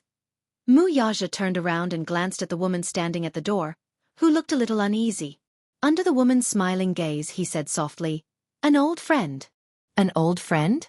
"Yes, Rong Xian. She immigrated to Italy when she was 12. Mu Yaja paused, hugged Yun Shishir, and introduced her to the woman. Xian, let me introduce you. This is my wife, Yun Shishir." "This is my wife, Yun Shishir." She noticed that his tone and adjectives were intimate, gentle, and affectionate, in a way that made her jealous and envious. He introduced the unidentified woman beside him to her. "Wife. Is he married?" "Wife." She had thought that at his age, he would not be married. When Rong Xian heard this unfamiliar word, she staggered slightly and almost lost the smile on her face. Her eyes, which had been full of anticipation, were now full of disappointment. She had thought that this woman was his woman. Women are different from wives. There were countless possibilities for women. They were born out of love, but they had nothing to do with love. However, the identity of his wife was different. Based on her understanding of this man, his wife represented the woman he had chosen in his long life. When she first saw the man sitting in the back seat in the afternoon, her mind went blank for a second. Before her brain could react, her body had already made a conditioned reflex action. She couldn't help but start walking and chase after the car. Mu Yaja. Originally, she thought that this name would fade away from her life. However, in this unexpected encounter, she inadvertently saw that mature and shockingly handsome face. No matter how many years passed, it still could not wash away that handsome face that was deeply engraved in her memory. The adoration that was hidden in his heart was something that he had purposely tried not to think about and tried to forget. However, as they met again, countless burning emotions suddenly surged in his chest. That adoration was revived once again. Madness. Mu Yaja. This name was the most unforgettable memory of her childhood. Chapter 25-31. Using the car plate number that she had memorized, she quickly found out his whereabouts and chased him all the way to the hotel. However, she bumped into the candlelight banquet that was being delivered. The moment the waiter knocked on the door, she stood at the door. The long wait and nervousness made her feel a little helpless. She had originally thought that she would probably never see him again in this lifetime.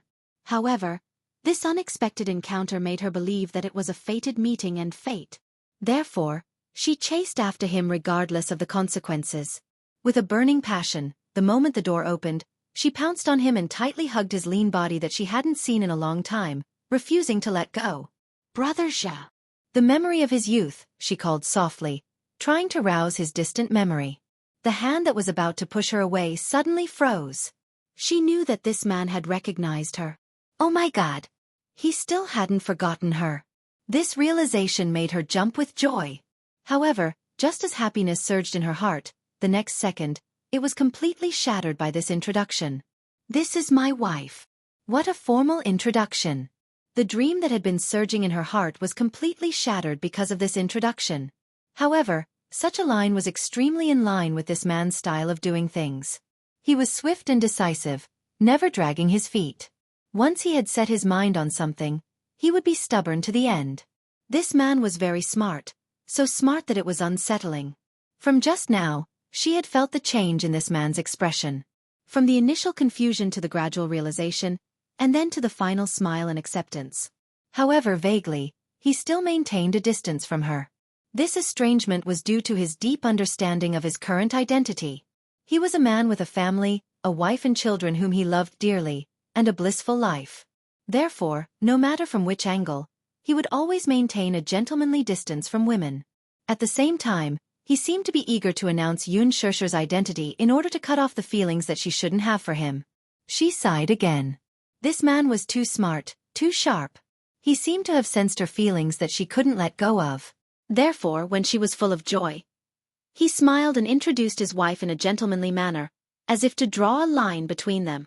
"Xian, when you grow up, I'll marry you, okay? Xian, I like you. Let's be together forever." The promise of childhood sweethearts still echoed in her ears. The young man's solemn vow seemed to still ring in her ears. However, more than 10 years had passed and things had changed. At this moment, there was another unfamiliar woman standing beside him, and it was obvious that he loved her very much. Did he tell this woman about the vow that he had once made to her? Thinking of this, Rongxian couldn't help but bite her lips hard. Those speculations were like needles piercing into her heart, corroding it to the point where it was almost unbearable. She had chased after him without a second thought. He already had his own happiness. She couldn't help but hate herself. Why didn't she look for him back then? But at the same time, she was annoyed with him. Why hadn't he come looking for her after so long? If she missed him, would be a lifetime. He couldn't accept it. She suddenly felt very unwilling, but she had no reason to convince herself not to let go. Chapter 25:32. She was not a clingy woman, but when she saw him hugging the woman intimately, she felt as if her heart had been pierced by a knife. In the hotel, the dawn dinner that originally belonged to 2 people was now occupied by 3 people sitting at the table, but each of them had their own thoughts. Mu Yaja was a little nervous. He glanced at the woman sitting next to him from time to time. He didn't know if she had seen the scene just now. He deliberately introduced her to Rongxian formally, in order to prevent the 2 women from thinking too much. He was also surprised to meet Rongxian in Italy. He even forgot that there was a girl in the distant country of Italy whom he had loved when he was young. In his innocent youth, he also had a girl who he loved. At that time, his feelings for her were very simple. He liked her and wanted to marry her when he grew up and live happily with her for the rest of his life. It was a beautiful imagination, like a fairy tale. However, this love gradually faded as the memory faded. Compared with the unforgettable memory of him in Rongxian's mind, his memory of her disappeared with the flight to Italy. Rongxian sat at the table and cut the steak absent-mindedly. As if to ease the tension, she deliberately put all her attention on the steak. She carefully cut it into neat cubes and finally stuffed it into her mouth silently. At this moment, no matter how delicious the steak was, it was like chewing wax in her mouth. Yun Shesher glanced at her and then at the man next to her. She didn't say anything, but silently cut the steak and tasted it casually. In the long intense atmosphere, Yun Shesher was the first to break the silence. "Honey, aren't you going to introduce her?" Hearing her words, Mu Yaja finally came to his senses and looked up. "Rongxian, have you forgotten? You have just introduced her name," Yun Shesher said again. "Is there nothing else worth introducing except her name?" This sentence was slightly unfriendly. It could be heard that she was very repulsed by this woman named Rongxian. It was said that women were extremely sensitive. Yun Shesher was a meticulous person. Even a fool could tell that this woman named Rongxian was looking at her man in a different way. She clearly had feelings for him. But this kind of adoration was not something she was happy to see. Which woman could tolerate a woman who had feelings for her man sitting at the same table as her? Not even for a moment. Therefore, the moment she opened her mouth, the smell of gunpowder filled the air. Mu Yaja could also tell that Rongxian's tone was unkind. Just as he was about to speak, Rongxian smiled and said, "I'm sorry, my behavior today was indeed a bit abrupt. However, Zhe and I haven't seen each other for more than 10 years. Now that we've met again, it's hard to suppress the joy in my heart. Please forgive me for offending you." Pausing for a moment, she looked at Mu Yaja and said shyly, "I didn't expect to meet my childhood sweetheart. I feel very fortunate and happy." Childhood sweethearts. She didn't like this word at all. Her heart skipped a beat. She was his childhood sweetheart? Chapter 25:33. The woman did not seem to notice the uncomfortable expression on Yun Shesher's face. She smiled faintly and said in a low voice, "I'm also a little surprised. I haven't seen you for so many years, and I didn't expect Zha to be married. Oh, by the way, I still don't know your name." Rongxian noticed Yun Shesher's unintentional protest. However, this woman had immigrated to Italy at the age of 10 and had grown up in Italy. Therefore, she had adopted the typical straightforwardness of Europeans and did not hide her hostility towards this woman. She asked for her name, but her tone was not polite either. "My name is Yun Shesher." Yun Shesher. Does that mean Yun Shan Shesher? Yes. Yun means Yun, and Sher means poetic. You guessed right. Mu Yaja was a little surprised by her Chinese. She had immigrated to Italy at the age of 10, but she could still speak Chinese fluently and clearly. It was indeed amazing. Rongxian seemed to understand the doubt in Mu Yaja's eyes and said lightly, Sha, did you know? I'm working in the embassy now. Is your mother still a diplomat working in the embassy? Yes. She was calm, generous, and elegant. Her speech and manner of conversation were extremely noble, and she had an indescribable temperament. If one had to describe her, one could only say that from her speech and behavior, this woman was obviously from the upper class. Her natural and unrestrained manner made her image seem a little harsh. After all, she was Mu Yaja's wife, and this woman was just her husband's childhood sweetheart. After so many years, it was not inappropriate for them to sit down and have a meal together, reminisce about the past, and tease each other. However, Rong Xian's lack of honesty and unkind words made her seem a little petty. Childhood sweetheart? Yun Shesher suddenly laughed and looked at him. I didn't expect you to have your first awakening of love when you were young. I thought you were like this when you were young, rigid and dull, like a little old man. Ha ha. Really? Rong Xian was a little surprised. When Zhao was young, he was not as mature and steady as he is now. Although sometimes he was a little dull and gloomy, most of the time. Well, at least when he was with me, he still loved to laugh. When he was young, his eyes were very beautiful, as if there were countless little stars hidden in them, and they were very charming. It was because of his eyes that I fell in love with him. Her straightforwardness and openness made Yun Shesher a little uncomfortable.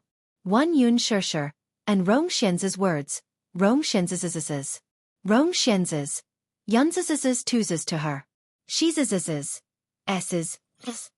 However, because the narration came from the mouth of a woman, Yun Shesher couldn't help but resist and reject it. While Yun Shesher was silent, she saw Rong Xian looking at Mu Yaja with a smile. At the same time, she seemed to recall the carefree days of her youth through his face. Chapter 25-34. Very big. Mu Yaja put down his knife and fork, took a napkin, and elegantly wiped the traces of tears from the corners of his mouth. He smiled slightly and said, I still remember how you looked like when you were a child. Your eyes were big and watery, and you were always crying. Whenever you cried, the sky would darken, the earth would change color, your nose would turn red, and your tears wouldn't stop. No matter how I coaxed you, it was useless. After that, he didn't continue. Rong Xian couldn't help but laugh. Who said that coaxing didn't work? At that time, when you saw me crying, you would try to make me happy. However, you didn't know how to coax girls, and you didn't know how to be opportunistic. When you were at your wit's end, you could only hold me in your arms and coax me gently. I asked you to sing, and you sang obediently. Just like that, I listened and stopped crying. Do you still remember? When you were a child, you didn't sing well. You couldn't even sing properly. You just sang all over the place. I was crying and crying, but I was so amused by you that I forgot to cry. As Rong Xian spoke, a faint glow appeared on her face, and she looked extremely gentle. She was immersed in nostalgia, but the more she thought about it, the more melancholy she felt. Thinking about how the man she used to love was now married, her heart ached again.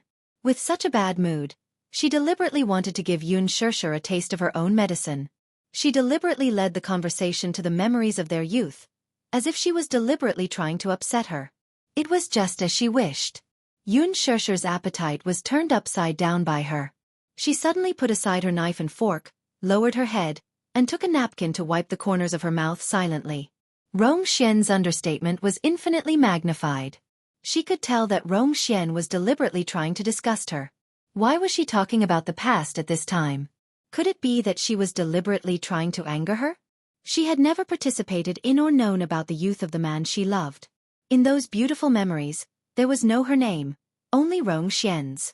So was she flaunting her prowess to her? Was Rong Xian deliberately making fun of her? Thinking of this, Yun Shesher gently took a sip of the dry red wine. Then, she elegantly curved the corners of her lips and smiled. That's great. From what you said, I found out that a certain man has such a cute side. Sometimes when he thought about it, he felt regretful. I did not participate in the memories of his youth, but fortunately, my name will be in his future, and only my name will be in it. Thinking of this, I feel very satisfied. The look on Rong Xian's face suddenly froze for a few seconds. She looked at him deeply and said with a faint smile, Sure, do you know? I really envy you. I can see that Brother Zha is deeply in love with you, but there are some things that can't be envied. However, I feel that the more blissful it is, the shorter it is. Therefore, the more blissful it is, the more we have to seize every moment. If you are not careful, happiness will fly away from your hands as if it has grown wings. Therefore, the more blissful you are, the more you must know how to grasp it. Of course I understand that. Yun Shishir smiled faintly. Rong Xian then sighed. Things have changed with the passage of time. As soon as she finished speaking, a weak voice suddenly sounded. Chapter 25:35. Daddy. I'm hungry. Rong Xian froze for a moment and looked in the direction of the voice. She saw a little boy in a shirt open the door and walk out of the room, rubbing his sleepy eyes. Yu was awakened by hunger. When he opened his eyes, he saw Xiao Yichen sleeping soundly with his limbs spread out. He rubbed his small belly and decided to leave Xiao Yichen alone and get up to look for food. As soon as he put on his clothes, Yu vaguely heard someone talking outside the door. When he heard Yun Shishir's voice, he immediately opened the door and went out. However, as soon as he walked into the dining room, he saw 3 people sitting at the table. One of them was a brown-haired woman, who was beautiful but unfamiliar. Yu couldn't help but be stunned. She was probably a friend of his parents. He thought to himself, then ignored her and ran over to Yun Shishir to ask for a hug. Yun Shishir sat him on her lap and asked curiously, "Mommy, what time is it now?" "It's past 7 o'clock in the evening." "Aya, did I sleep for so long? I guess I won't be able to sleep again tonight." Yun Shishir's gloomy mood was instantly dispelled. She couldn't help but gently pinch his little face and say unhappily, "I should have woken you up earlier. I shouldn't have let you sleep for so long. Otherwise, you'll be full of energy and won't be able to sleep at night." Rong Xian's eyes were wide open from the beginning to the end. For a moment, she couldn't digest the child's identity well. Just now, when she saw the child running out of the room, that extremely handsome little face fell into her eyes, and she was a little surprised at once. She saw the little boy's small pink face, a pair of big black and bright eyes, a small nose, a pink mouth, and snow-white teeth. When he smiled, small dimples appeared on his cheeks. He was unbelievably cute. His delicate little face was unbelievably fair, as if it was carved out of jade. It made people want to reach out and touch it personally to be sure that the child was alive and not a work of art. The expression on the little boy's white and lovely face was lovely and charming. He was like a polite little gentleman, and when he smiled, it was as if his heart was about to melt. What surprised her even more was that almost at the first sight of the child, Rong Xian immediately realized that the child must be Mu Yaja's child. If he kept a straight face, he would look exactly like Mu Yaja in his younger days. She could only imagine how handsome and cool he would be when he grew up. His looks would be earth-shattering. But this cute side of the child's face. And when he glanced, he gave out a cold zzz's eyes. However, when he turned his head to look at Yun Shishir, his expression instantly changed. An obedient and adorable smile appeared on his face again. His lips curled up to reveal his pearly white teeth as he called out to her in a childish voice. It was simply enough to make one's heart melt a little. She was so envious. If she could have such a cute child, she would be willing to exchange her precious youth for it. Was this his child with her? He was already so big. But, if she remembered correctly, he was only 29 years old, and this child looked about 6 or 7 years old. Could it be that he got married at the age of 12? Chapter 25:36. So early. He was a proud man who had always been free and did not like to be bound by any restrictions. For him, marriage was just a formality. How could he get married so early? Rong Xian's heart suddenly turned cold. The unwillingness in her heart instantly turned into a powerless loss and empty loneliness. Over the years, it wasn't like she had never had a man before. Some of them didn't last long, while others lasted for 2 to 3 years. However, all kinds of men passed through her world, but she could never find the naivety of her first love when she was young. First love? To her, he could be considered an obscure first love, right? Or was it just her wishful thinking? Rong Xian suddenly realized that the expression on her usually elegant and calm face was a little stiff. She tried to adjust the muscles on her face and raised the corners of her lips with difficulty, although it looked a little forced. "Brother Jia, is this your son?" When Mu Yaja heard this, he raised his head and nodded. Then, a trace of affection and even pride appeared on his originally cold face. He was very proud of his 2 sons, Yu Yu and Xiao Yichen. Yu Yu, this is Aunt Xian Xian. Yu Yu's gaze finally landed on the woman. He gave her a more formal look before his lips curled into a gentlemanly smile. Auntie Xian Xian. Even though the smile on her face was cute, her voice sounded unwilling and cold. It was not very affectionate. Perhaps the child was intelligent enough to sense that his mommy wasn't friendly to this woman. No matter what the reason was, the little guy was naturally on the same side as his mommy.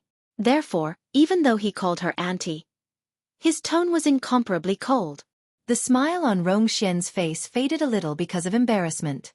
When Yun Sheshe heard this, she was inexplicably angry. He was indeed her son, who was in the same trench as her. Yun Sheshe saw Yu Yu's coldness towards her and felt warm in her heart. Perhaps the little guy also realized that she did not like Rong Xian, so his attitude towards her was particularly cold. Rong Xian did not seem to be discouraged.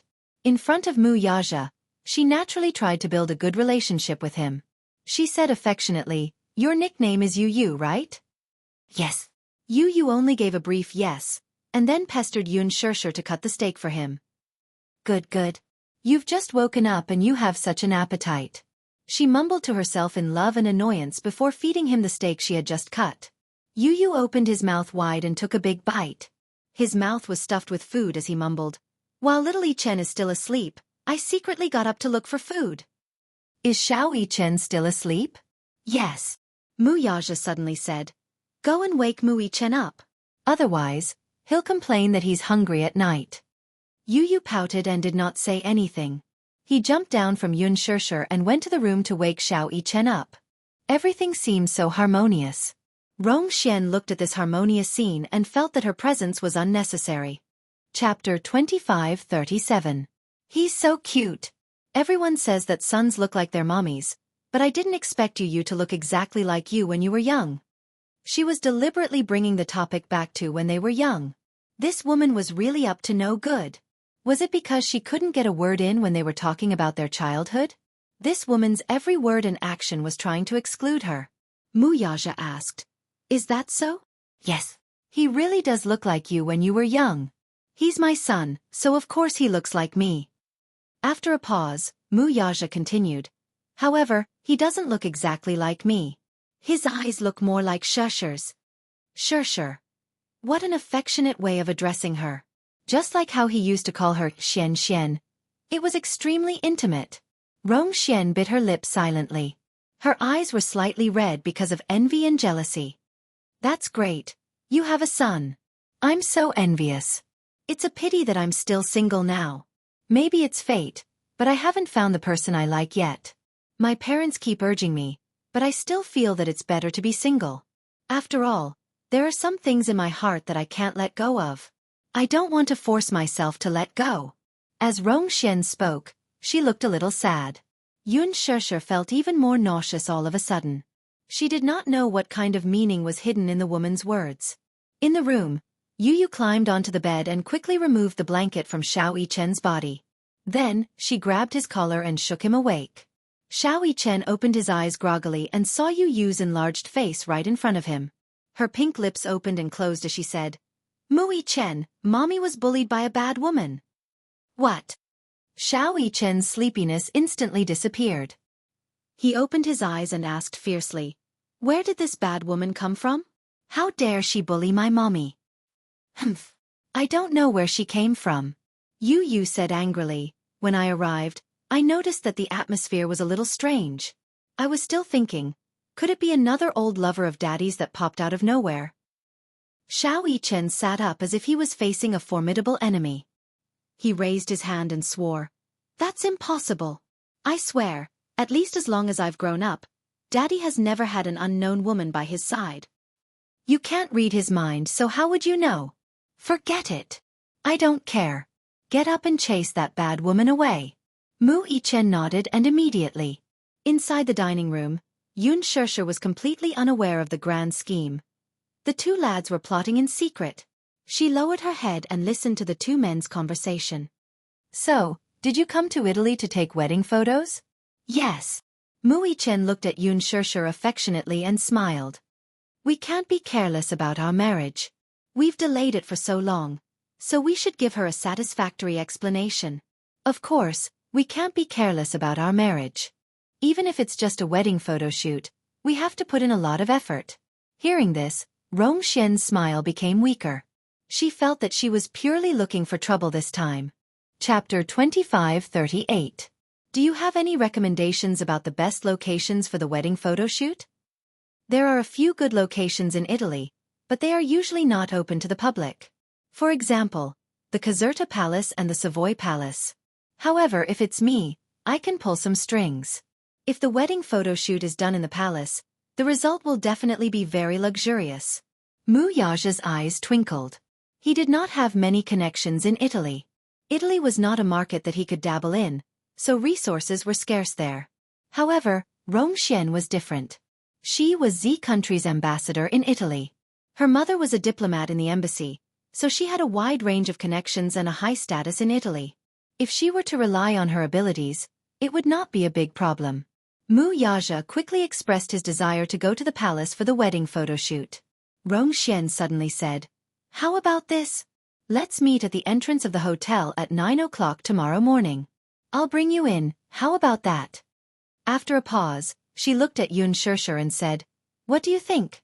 If the wedding photo shoot is done in the palace, the result will definitely be amazing." Yun Shirshir was a little confused by her kindness and friendliness. She was so kind. Rong Xian did not know what she was thinking with such enthusiasm and flattery. "I have no objections." Yun Shirshir smiled and did not say anything. Rong Xian immediately said, "Then it's decided, right? Tomorrow morning at 9 o'clock. Okay." Yu pushed Xiao Yichen out of the room and said, "Mommy, Mu Yichen said he's hungry and wants to eat cheesecake." Rong Xian thought, "Mu Yichen? Who is Mu Yichen?" She turned around and was shocked when she saw the two little fellows who looked like replicas standing together. Two. In front of her, the two little guys looked exactly the same except for their height. She quickly realized that Yu had a twin brother, Mu Yichen. So, Yun Shirshir gave birth to a pair of cute babies for him. No wonder he was so favored. A mother's status depended on her son, and a mother's status depended on her son. It must be because she had given birth to a pair of sons for him that she was so favored. Rong Xian was surprised. The probability of giving birth to twins was extremely small. It was obvious that Mu Yaja doted on Yu very much. It was obvious that he loved the child very much. If that was the case, then his love extended to her as well. She suddenly felt that it was extremely unfair. Rong Xian was a little surprised. "Shirshir, it turns out that Yu has a brother." Mu Yichen asked. "Mommy, who is this auntie? How come I've never seen it before?" Hearing this, Rong Xian immediately said, "Little fool, I knew your father before you were born. I grew up with him when I was little." Mu Yichen was a little disgusted by her deliberately affectionate calling him little fool. He turned his face away proudly and said in a serious voice, "Don't call me little fool. No one can call me little fool except for Daddy and Mommy." His deliberate rejection made Rong Xian's face stiffen again. Soon, a weak smile appeared on her face, and it was even a little pitiful. "I'm sorry, I didn't mean it. I called you little fool because I like you." "You like me, but you call me little fool? What kind of logic is that?" Chapter 25:39. Xiao Yichen said with some annoyance, "Mommy, I don't like this auntie. She's so annoying. Can you let her go?" Yu's eyelids twitched. This kid was a little too aggressive with his words. But he liked it. "Yichen." Mu Yaja scolded softly, seemingly dissatisfied with his son's attitude toward Rong Xian. "Don't be so rude." "Wu." Little Yichen whimpered in grievance like an aggrieved kitten. He seemed to be a little angry inside. Why is this stupid daddy of mine siding with an outsider? Rong Xian looked disappointed again, but she forced a smile and immediately said, "Brother Zhe, the child is not sensible. Don't scold him. It's inevitable that he will reject me when he sees me as a stranger." Mu Yaja said, "The child is not sensible. You can't spoil him." After a pause, he said to Xiao Yichen, "Auntie Xian is a guest. As the little host, shouldn't you be more polite to the guest?" His words made Yun Shirshir feel a little better. Guest, host. The distinction between the primary and the secondary couldn't be any clearer. What did this mean? This showed that Rong Xian was just a guest in his heart now, except for the innocent memory, and it was the etiquette of a host to treat her politely. This also meant that she was the host, and Rong Xian was just an outsider. Xiao Yichen was enlightened when he heard this. He immediately understood Mu Yaja's position and walked over reluctantly. He stuck to Yun Shishir's side and sat on her lap obediently. Yu Yu also stuck to Yun Shishir's side. The two little guys sat next to her as if they were her protectors. Rong Xian's face was a little embarrassed when Mu Yaja said that Rong Xian was a guest. The smile on her face quickly withered like a flower. It seemed that his attitude was very clear now that he had placed her in the position of a guest. In the end, she was overthinking things. Thinking of this, Rong Xian turned to Yu Yu and smiled. You are Yu Yu, right? Yes. She then looked at Xiao Yichen. You're Xiao Yichen? Yes. The two of them really look alike. If it weren't for their different hairstyles, I would have mixed them up. Rong Xian said and suddenly reached out to Yu Yu, trying to pinch his pink cheeks. Yu Yu immediately turned his face away in disgust. It was as if the woman in front of him was a hungry wolf. Yu Yu. Yun Shishir suddenly smiled and said to Rong Xian, although this little guy is small, he is very smart and has a temper. Not everyone will touch his face. Rong Xian was a little angry. She had made it clear that she had deliberately tried to please the two little guys for Mu Yaja's sake, but in the end, she was not appreciated. She could not help but feel a little annoyed. I'm very narrow-minded, and not everyone can call me Yu Yu. Especially if it's someone I don't like. After a pause, Yu Yu pretended to be generous and said, however, since you are a guest of Daddy and Mommy, I'll give Aunt Xian this special right. The little guy deliberately emphasized that she was a guest of Daddy and Mommy, implying that she was an outsider. Rong Xian could no longer sit still. Chapter 2540. Rong Xian was a little embarrassed. She stood up and said, it's getting late. I have to go back to deal with something. What is it? There's a traffic accident. I need to deal with it. A traffic accident? Yes. Rong Xian nodded. I was rear-ended by a Bentley today. It's not over yet. Are you hurt? Mu Yaja asked out of concern. Rong Xian shook her head. It's nothing. It's just a rear-end collision. I'm fine. That's good. Rong Xian nodded and said, then I'll go now. You guys should rest early. See you tomorrow. As she spoke, she stood up, picked up her handbag, and left like a defeated general who had deserted the army. Mu Yaja walked her to the door and watched her leave. When he turned around, he saw that the smile on Yun Shishir's face had suddenly faded. She stood up, put her knife and fork aside, went into the room expressionlessly, and closed the door with a bang. Xiao Yichen was a little flustered and worried when he saw this. He immediately ran into the room. Mu Yaja frowned and was about to walk over when Yu Yu suddenly stopped him. Daddy, shouldn't you give me an explanation? Or an explanation? Explanation? Mu Yaja was confused. What's wrong? Who is this woman? A friend. A friend. Yu Yu shook his head and then said unhappily, the word friend is too general. Ex-girlfriends are also friends. Old lovers are also friends. Mu Yaja frowned and the corner of his mouth twitched. Old lovers? Where did you learn this word? On TV. Watch less TV in the future. Mu Yaja said and was about to go to the room. Yu Yu ran in front of him again and stopped him. You're not allowed to leave. The little guy's attitude was a little tough. Mu Yaja asked patiently, what is it now? Could this woman be Daddy's childhood sweetheart? The little fellow's keen perception shocked him.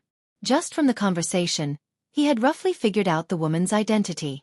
Mu Yaja hummed in acknowledgement and did not deny it. Yu Yu shrugged and said, actually, I don't care who this woman is, and I don't want to investigate her past. But if this woman's appearance makes Mommy unhappy, shouldn't Daddy find a way to deal with the situation?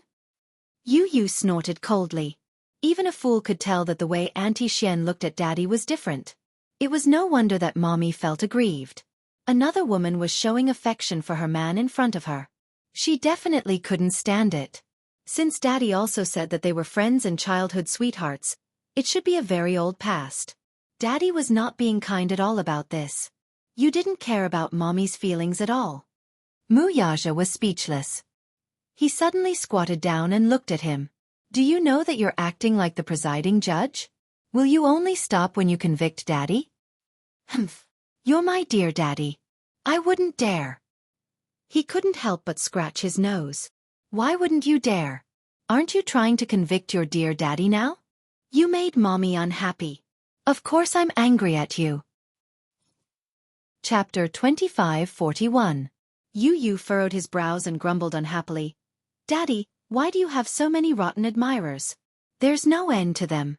After Mu Wanru left, Song Enya came. As if that wasn't enough, now there's Auntie Xian. Who knows who else will pop up after that? Daddy, you can only blame yourself for being too charming. The line of people who like you stretches all the way to Siberia.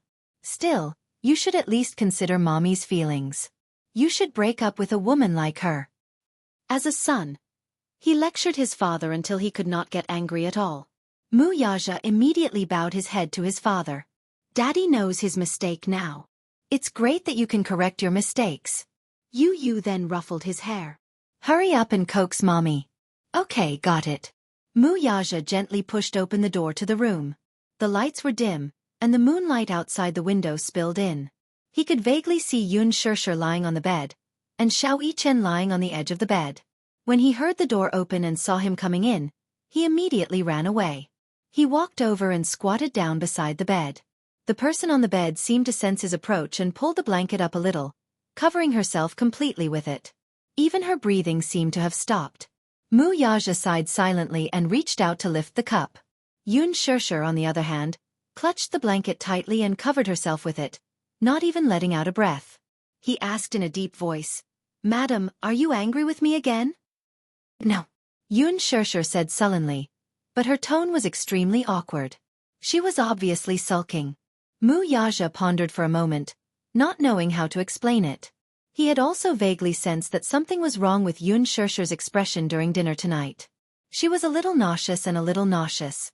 He knew in his heart that her abnormal behavior tonight was probably related to Rong Xian. He could also tell that Rong Xian's attitude toward Yun Shirshir was not very friendly. Both women were very possessive. Rong Xian was his childhood sweetheart. Perhaps, if that accident had not happened, the Rongs would not have migrated to Italy. Based on his character, perhaps, there would not have been an accident like Yun Shirshir's. However, there were no ifs in life. They had missed each other by a freak combination of factors. One's past, the other's present and future. The two secretly competed with each other, neither was willing to give in to the other, but they were both jealous of each other. For a moment, he really was at a loss for an explanation. She felt that it was best not to explain this matter. The more she tried to explain, the worse it would get. Instead, she would feel that there was something going on between them. But that did not mean that, Yunz's, He sat on the edge of the bed and lay down next to her. Rong Xian emigrated with her family when she was 10 years old, he said faintly. From that day ours I have been of the two. Moreover, what happened more than 10 years ago has become the past. Today's meeting was also unexpected. Don't misunderstand that I came to Italy especially for her. It was difficult for him to explain so seriously. After racking his brains, he finally managed to come up with an explanation that wasn't really an explanation. Yun Shirshir did not say a word. At this moment, she felt a little upset. She did not know what she was upset about. She only knew that she was probably jealous of Rong Xian. Chapter 25:42. Was it because of his possessiveness? She wanted to find out more about the past between him and Rong Xian. For example, Rong Xian said that they were childhood sweethearts. Childhood sweethearts. That was an extremely ambiguous term. The fact that they were childhood sweethearts proved that they used to be very close. Although they were separated when they were 10 and 12 years old, she couldn't help but wonder how close they were that he, who had always been estranged from women, didn't refuse Rong Xian's passionate hug. After being separated for more than 10 years, this woman seemed to have a lot of emotions, but his expression was calm. It was unknown if he was really calm or if he was deliberately hiding the surging emotions in his heart. Childhood sweethearts, it should be a very deep memory. But if Rong Xian hadn't emigrated, then according to this man's character, then, what about her? She suddenly didn't dare to think about it. If you loved someone deeply, you would want to be the only one in his life. If you were more extreme, You would even want to be his destined lover.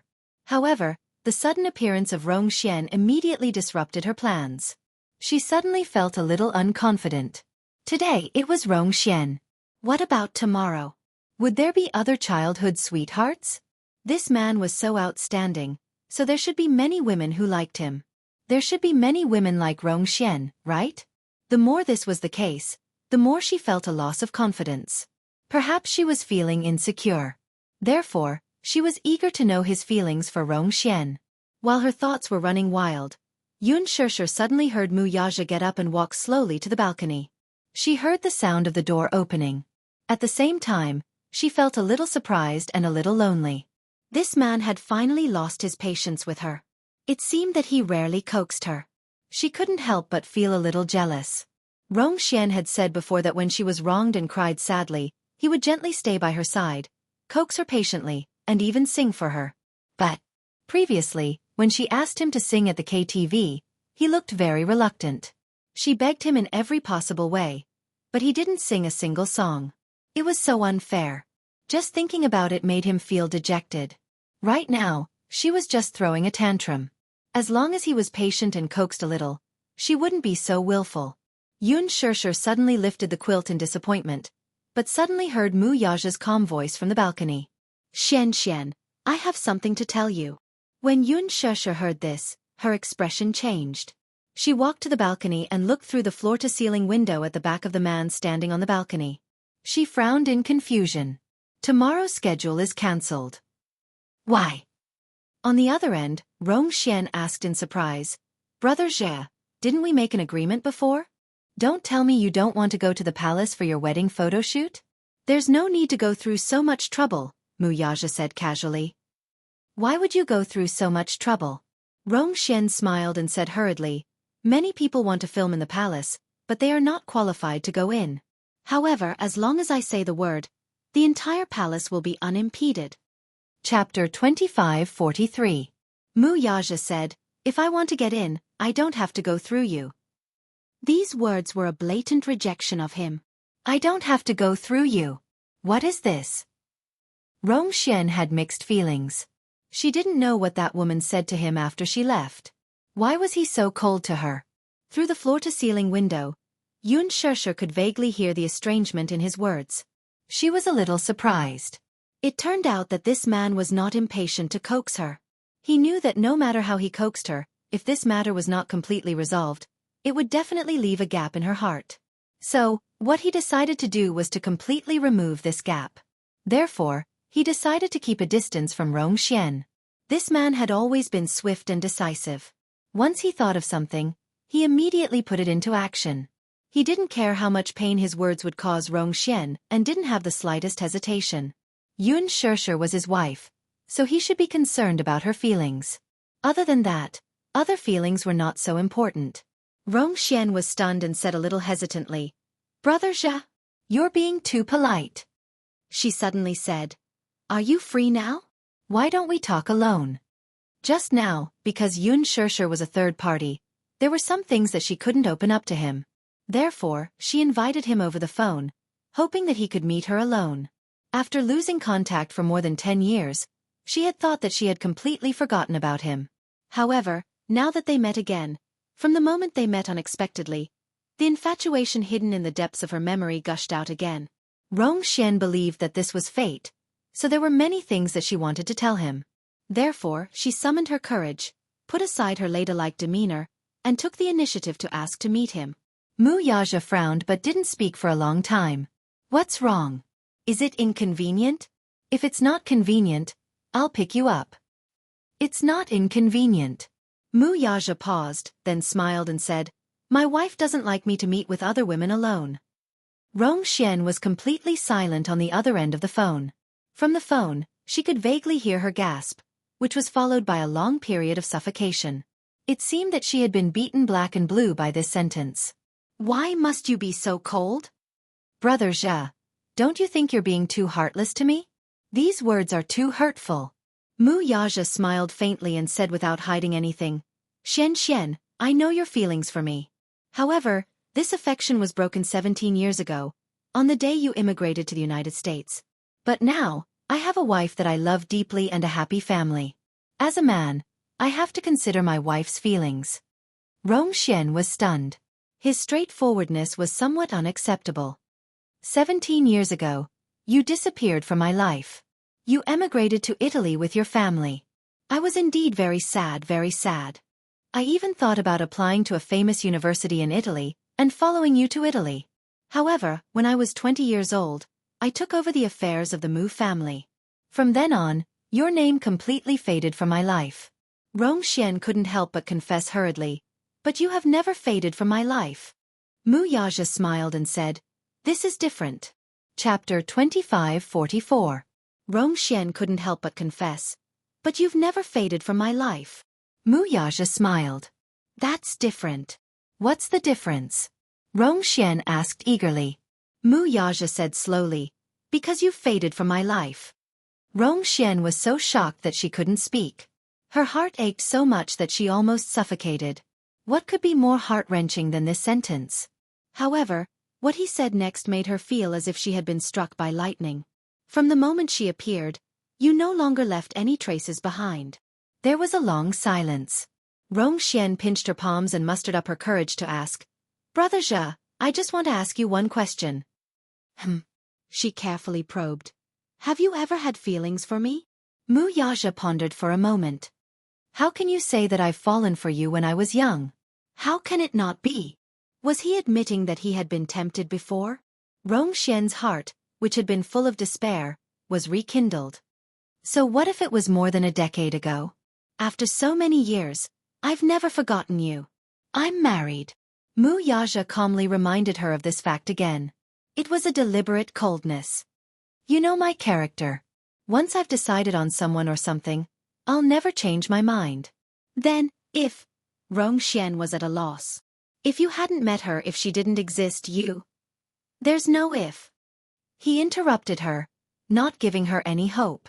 Just answer me directly. Rong Xian insisted. If you hadn't met her, if this woman hadn't appeared in your life, would it still be possible between us? Mu Yaja gave her an answer almost without any hesitation. No. Words of love had to be short, and the feelings had to be deep. This was his attitude toward relationships, and he was resolute to the end. He didn't give her any hope or leeway. He directly shattered her fantasy with his own hands.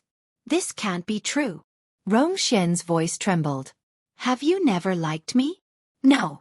Mu Yaja's coldness, with just 2 words, instantly put her in a bottomless ice cellar. The other end of the line quickly hung up and displayed a busy tone. Mu Yaja hung up the phone expressionlessly. When he turned around, he saw Yun Shishir standing by the floor-to-ceiling window, staring at him in a daze. Seeing that he had finished his call and was walking in, she immediately clarified, I didn't eavesdrop on purpose. The more she said this, the more guilty she felt. She felt like she was eavesdropping. Mu Yaja raised his eyebrows. You heard everything? She nodded awkwardly, feeling a little embarrassed. Although she didn't hear what Rong Xian said, she heard everything he said just now. Mu Yaja took a step closer to her and leaned over slightly. Looking into her eyes, he asked gently, Are you still angry with me now? Yun Shishir immediately explained, I'm not angry. You're still denying it? Mu Yaja couldn't help but scratch her nose. When you're angry, you like to hide from me, like a little turtle, hiding in the corner. And you're still denying it? Yun Shishir looked away awkwardly and muttered, I'm just a little sad. Sad about what? Nothing. Chapter 25:45. I'm going to wash up. After that, she walked towards the bathroom. The man suddenly grabbed her wrist, pulled her into his embrace, and hugged her from behind. Shishir, don't be angry. Shishir, don't be angry. His euphemistic tone seemed to be trying to please her. Usually, in front of outsiders, he would introduce her as wife or wife. But in private, he liked to call her Shishir, especially when they were having sex. He hugged her tightly and whispered in her ear over and over again, Shishir, Shishir. She was so happy that she felt numb. Often, when he called her name so gently, she would lose all strength to resist in an instant. Shishir, even if I had feelings for Rong Xian, they died more than 10 years ago. She was indeed my childhood sweetheart, but I was young and ignorant. I couldn't even tell what love was. Don't be angry because of this and punish me in a disguised way. I'm not angry. Yoon Shirshir bit her lip and said quietly, I'm just a little jealous. Jealous? Mu Yaja frowned. Jealous? What was there to be jealous of? When it came to jealousy, Rong Xian was jealous of her. Yoon Shirshir pursed her lips and said, maybe I'm too emotional. She suddenly turned around and looked up at him. She said casually, do you know? I'm actually very jealous of her. When we were young, she was able to accompany you and share so many memories with me. When I heard her talk about the past with you when you were young, I felt bitter and envious. I even started to wonder if you would still be together with her if I didn't appear. Even if there are memories, it's all in the past. Have you ever liked her? Yoon Shirshir suddenly asked. Mu Yaja frowned. He suddenly felt that women were really interesting. Just now, Rong Xian had also persistently asked him if he had ever liked her. Now, she was also relentlessly pursuing this topic. To a man, whether or not he had liked or loved before was not important. Only a relationship that had a beginning and an end was worth cherishing. The past was not worth mentioning at all. Women like to explore the past. As for him, he cherished the present and the future even more. He didn't want to look back on the past. However, he had no choice but to answer her question. Otherwise, her imagination would run wild again. This woman was always so insecure, and he, as her man, naturally had the responsibility to comfort her. This question is very tricky. It requires a strong imagination to give you a satisfactory answer. He gave such an answer. Yoon Shirshir didn't know whether to laugh or cry. What kind of answer is that? Because there are no ifs in this world. Mu Yaja paused for a moment before continuing. You're asking if, but there's no such if. You just need to know that I've already set my mind on you and that it has to be you. No matter who appears, it's a fact that cannot be changed. So, it's meaningless for you to ask if. Well. Chapter 2546. Mu Yaja pursed his lips. Lung Jun couldn't help but say, if I were to say that, it would be a little biased. I'm not an emperor who can't have multiple wives and concubines. If I like someone, I can only give it to one person. What's the difference in number? Yoon Shirshir couldn't stop laughing all of a sudden. Were those words of love? She stared at him seriously, looking at the curve of his lips. His lips were thin and cold, but because of this sentence that sounded like words of love, it was extremely gentle. Yoon Shirshir suddenly hugged him emotionally and threw herself into his arms. Burying her smiling face in his chest, she said in a guilty and coquettish manner, I'm sorry. I was too narrow-minded. I couldn't be so calculative over such a small matter. As she said that, she rubbed her face against his chest like a spoiled kitten, languid and coquettish. I'm not angry anymore, and I won't be petty anymore. I like how petty you are. Mu Yaja gently stroked her hair and cupped her face with his broad palm. He lowered his head slightly and gave her a kiss on the corner of her lips.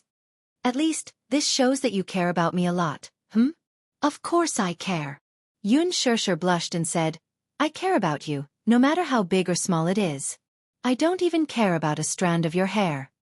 Originally, Rong Xian's sudden appearance had cast a shadow over her heart. However, his words had lifted the clouds in her heart, and she had returned from a land of ice and snow to a sunny day. Even her somewhat gloomy heartbeat recovered and became as warm as before. Did this mean that they had reconciled? Yoon Shirshir silently cursed in her heart, but a sweet smile appeared on her face. That night, after the lights were turned off, he pressed her against his body and was especially passionate when it came to making love. This man would never say words of love that would make one's heart beat faster. Therefore, in bed, he showed unparalleled passion and put all his shameful words of love into action. What an introverted and profound man. When he held her in his arms, so many affectionate words were stuck in his throat, and he couldn't speak frankly. Thus, he used these feelings that were difficult to speak of in the context of love. Amidst his passion, he hugged the back of her neck and helped her sit on top of him. He hugged her shoulders and pressed them against the side of his shoulders. He leaned close to her ear and kept saying her name. Shirshir. Shirshir. The tip of his heart was so happy that it felt numb. After the charm, he hugged her and buried his face in her neck. He pecked at the fine beads of sweat on her chest and felt every inch of her trembling skin. He closed his eyes and said softly, "I will love you for the rest of my life." This was probably the deepest love. She had already become his heart, his ribs, the softest part of his body that he wanted to protect. "I will love you all my life." He said this sentence silently. His voice was not loud, but it was very deep. Just like the impression he gave people, he was mature and steady. Yun Shirshir hugged him. At this moment, she was so happy that she didn't know what to do. To be able to have such a relationship, she had no regrets in this life. To be able to hold his hand for the rest of her life, she had no regrets in this life. She imagined that when the two of them were old and gray, they could still hold hands like this and have no regrets in this life. Chapter 25:47. Yun Shirshir woke up very early in the morning. She finally managed to coax the two little lads out of bed, but she also managed to coax a certain man out of bed. After Mu Yaja sat up, he lowered his head sleepily and yawned. This was a stark difference from his usual spirited appearance. Serves him right. He must have exhausted himself last night. She was different from him. Although the journey was tiring, he was the one who took care of everything. As for her, all she had to do was put on her wedding gown and take photos. As for the rest, she would leave it to him. She had caught up on sleep on the plane. This man, on the other hand, had indeed been too busy for the past few days. In the spare time during the wedding photo shoot, he still had to open his laptop and go through the financial reports and important documents sent by Lu Jinyu. He was busy for half the night. He had done it with her many times last night. However, men were different from women. She had already gotten used to his rhythm. In addition, he had exerted more effort last night, so she wasn't too intense. On the other hand, he was busy and couldn't bear to stop until the wee hours of the morning. Although she was also a little tired, after a good night's sleep, she was still in high spirits with anticipation for the wedding photo shoot. Yun Shirshir said coldly, "Who asked you to not know how to control yourself? The journey was so tiring, and last night." Mu Yaja glanced at her from the corner of his eyes and suddenly reached out to hold her waist. With a flip, he pinned her under him and snorted coldly. "Aren't you thinking too much?" What? Yun Shirshir was shocked by his sudden attack. She didn't know whether to laugh or cry as she asked, "What do you mean by thinking too much? Are you suspecting that I overdid it last night and exhausted myself?" "Isn't that the case?" Yun Shirshir blinked slyly. She looked like a kitten who was having an affair. "Won't you know if I overdid it when you try?" As Mu Yaja spoke, he led her hand to his erection. Yun Shirshir was taken aback by the scalding temperature. What? Why was he so energetic early in the morning? Because of the man's blatant provocation. Her face immediately turned red with embarrassment. "Stop fooling around. Stop messing around." Mu Yaja laughed and curled his lips. "You're the one who's provoking me." "I didn't." "Isn't that so? Are you questioning my stamina?" Yun Shirshir stuck out her tongue silently in her heart. Sure enough, I can't easily provoke a man. No matter how steady a man was, when faced with this provocation, he would immediately take it seriously. Even if it sounded like a joke. Men can also be indifferent. Moreover, he was such a proud man. Mu Yaja coldly snorted. "My physical strength is more than enough to deal with 10 of you. Do you want to try?" "No." Yun Shirshir pouted. "I was just joking. Why are you taking it so seriously? There are some things that you can't joke about." Mu Yaja said seriously with a serious expression. "Especially in this aspect. All right, I won't do it in the future.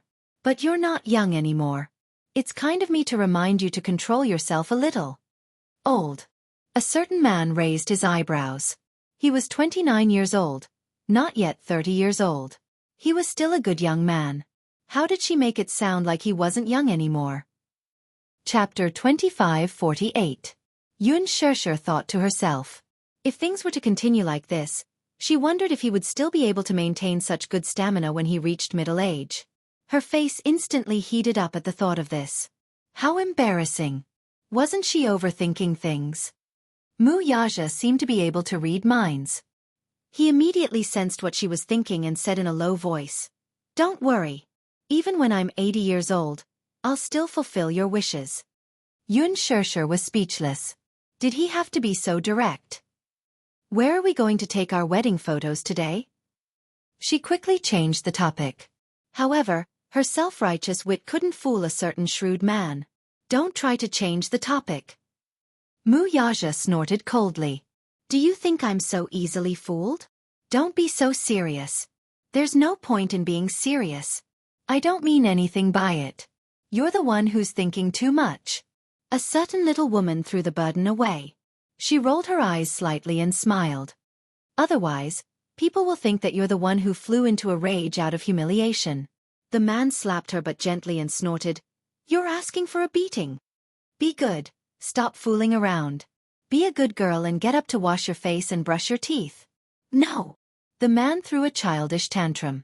He indulged in her body and didn't want to get up. He thought to himself that it was still early. Should he take advantage of such a beautiful morning to enjoy some morning dessert? Yun Shirshir could tell that he was up to no good. She immediately said, You and Xiao Yichen are already up. If they come in and see you, they'll make fun of you again. This sentence had the effect of an absolute deterrent. Those two mischievous little rascals. They were always ruining his plans. Hence, he stopped fooling around. He pressed her down and kissed her a few times, reluctant to part with her. Then, he nimbly got up from the bed. After washing his face and brushing his teeth, he felt refreshed. The hotel delivered an exquisite breakfast. The family of 4 sat in the dining room and enjoyed the wonderful breakfast time. As Yu gracefully enjoyed her breakfast, she asked calmly, Mommy, are we going to Venice for our wedding photo shoot today? Yun Shirshir was a little surprised. How did you know? Who told you that? Daddy said so. Yun Shirshir cast a puzzled look at a certain calm man. Today's target is Venice? Yes. Mu Yaja looked up at her. Why, you don't like it? I like it. Yun Shirshir was overjoyed. I used to yearn for Venice. The scenery must be beautiful, right? Not bad. I don't come to Italy often. Haven't you been flying all over the world? You should have been to quite a few countries. Yes, but that's a business trip, not a vacation. Most of the time, I'm in the hotel. If I'm not in a meeting, I'm meeting important people. There's basically no time to go sightseeing. I see. Yun Shirshir took a bite of her sandwich and fantasized. The scenery should be good, but it's a pity that we're in a hurry. Xiao Yichen said, If you like, you can set aside an extra day for sightseeing. Daddy will definitely agree, right? Can I? Yun Shirshir asked for his opinion. If you like, there's nothing that can't be done. His doting reply made her feel much happier. This man. Chapter 2549. After breakfast, the 4 of them cleaned up and left the house happily. They had agreed to meet at the entrance of the hotel with Mankey. However, when Yun Shirshir walked out of the hotel with Mu Yaja's arm, she saw a Maserati parked at the entrance. Her eyelids twitched violently as she recalled the glimpse she had seen the previous afternoon. If she was not mistaken, this car belonged to that woman. Soon, her guess was confirmed. As soon as they walked out of the hotel, a woman got out of the Maserati. This woman was none other than Rong Xian. Why was it her again? Why is this woman still haunting me like a ghost? Yun Shirshir's originally bright and cheerful mood sank to rock bottom in an instant. Her face sank as well. If she did not remember wrongly, the man had already laid his cards on the table with her last night. No matter how heartless he was, he had spilled everything. Since he was so straightforward with his words, this woman must have suffered quite a bit of heartache, right? Why was she so shamelessly sticking to him now? Could it be that her heart had not given up yet? Had his words not been cruel enough? Had he not been straightforward enough? Or could it be that his words had triggered her desire to plunder? Yun Shirshir glanced at Mu Yaja, who was next to her, and saw that his face had also become a little gloomy at this moment. Mu Yaja stared at Rong Xian with a gloomy face. Rong Xian walked over to them as if nothing had happened. It was as if she had completely forgotten what Mu Yaja had said the day before. She had a gentle smile on her face, which was as elegant as it could be. She was so elegant that it made people wonder if she was heartless. If it had been any other woman, her heart would have been broken when the man she loved laid his cards on the table so straightforwardly. However, she acted as if nothing had happened. Rong Xian walked over and smiled at Mu Yaja. She greeted him. You're so early. But I'm even earlier than you. I arrived at 8:30. In fact, she had arrived at 8 o'clock. It was all for the sake of waiting for them. That's right. Did he really think that she would give up completely just because he said those cruel words? Impossible. Since they had met, she stubbornly believed that this was fate arranged by the heavens. As she spoke, she ignored Mu Yaja's gloomy expression and shifted her gaze to Yun Shirshir. She then intimately walked up to her and held her hand as affectionately as if they were sisters. Shirshir, I heard from Brother Jia that you're not planning to go to the palace for the shoot, is that right? Yun Shirshir didn't know what to say. Rong Xian smiled and suddenly said regretfully, What a pity. When I went back last night, I made arrangements for you guys. Brother Kaja called to say that you guys decided not to go to the palace for the shoot. He felt sorry for you guys. There's nothing to regret. Yun Shirshir said, We've decided to go to Venice for the wedding shoot. Venice? That's not bad. The scenery in Venice is beautiful, and it's a world-famous city. It's a romantic choice for the wedding shoot. After a pause, she pretended to be generous and asked, Do you need a guide? It's rare for you guys to come to Italy. You should get together more while you're doing the wedding shoot. I don't think we need one. Yun Shirshir said bluntly. Our schedule is tight.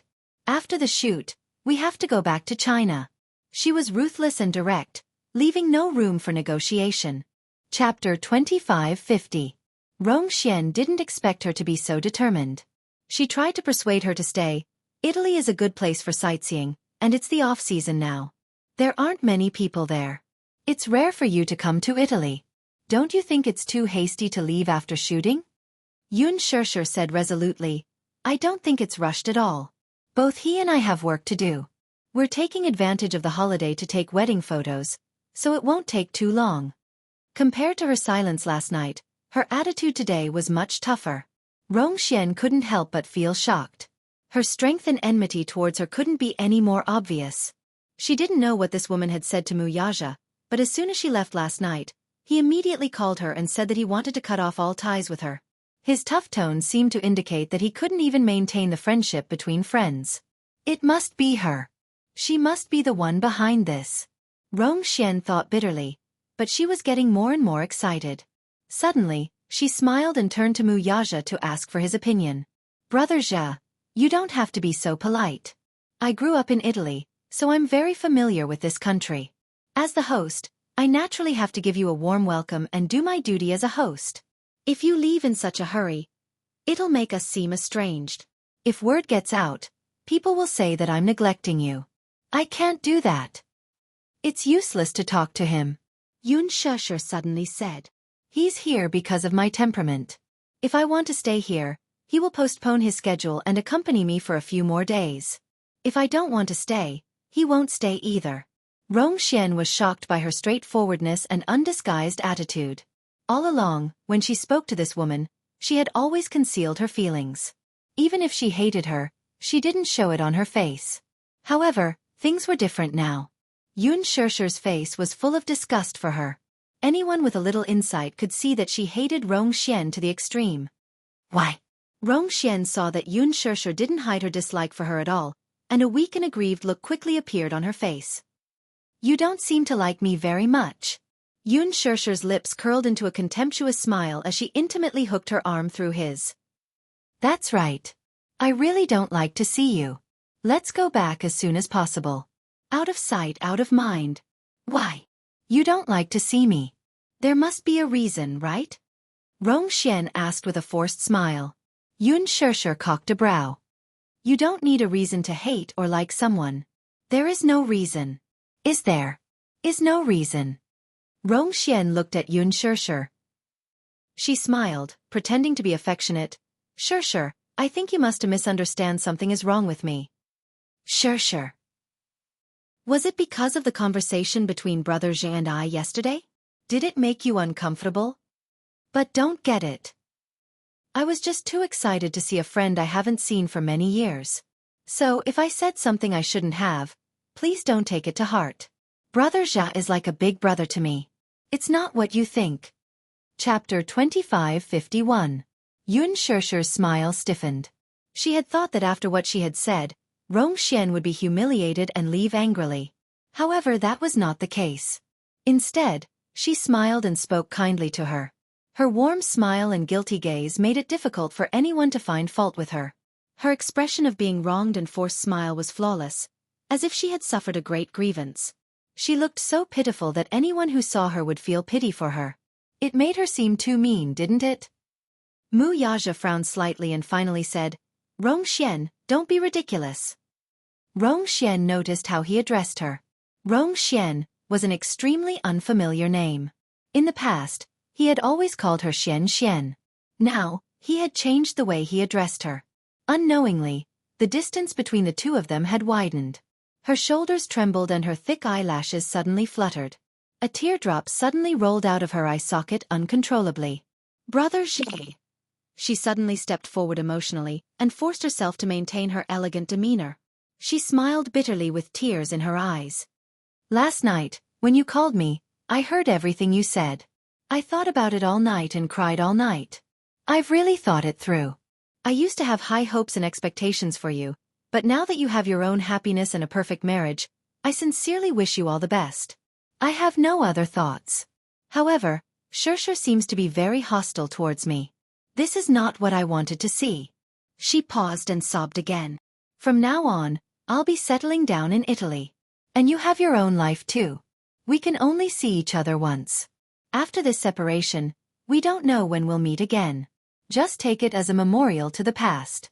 Don't tell me you're stingy with giving me such an opportunity? Yun Shusher clenched her fists in anger when she heard this. This woman was shameless to the extreme. She couldn't figure out what this woman was trying to do. Since she had already made things clear, why was she still clinging on to Mu Yaja? Was there some ulterior motive?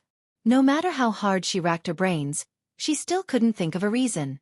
However, when she saw Mu Yaja's impatient expression, she suddenly smiled and said, We're going to take our wedding photos today.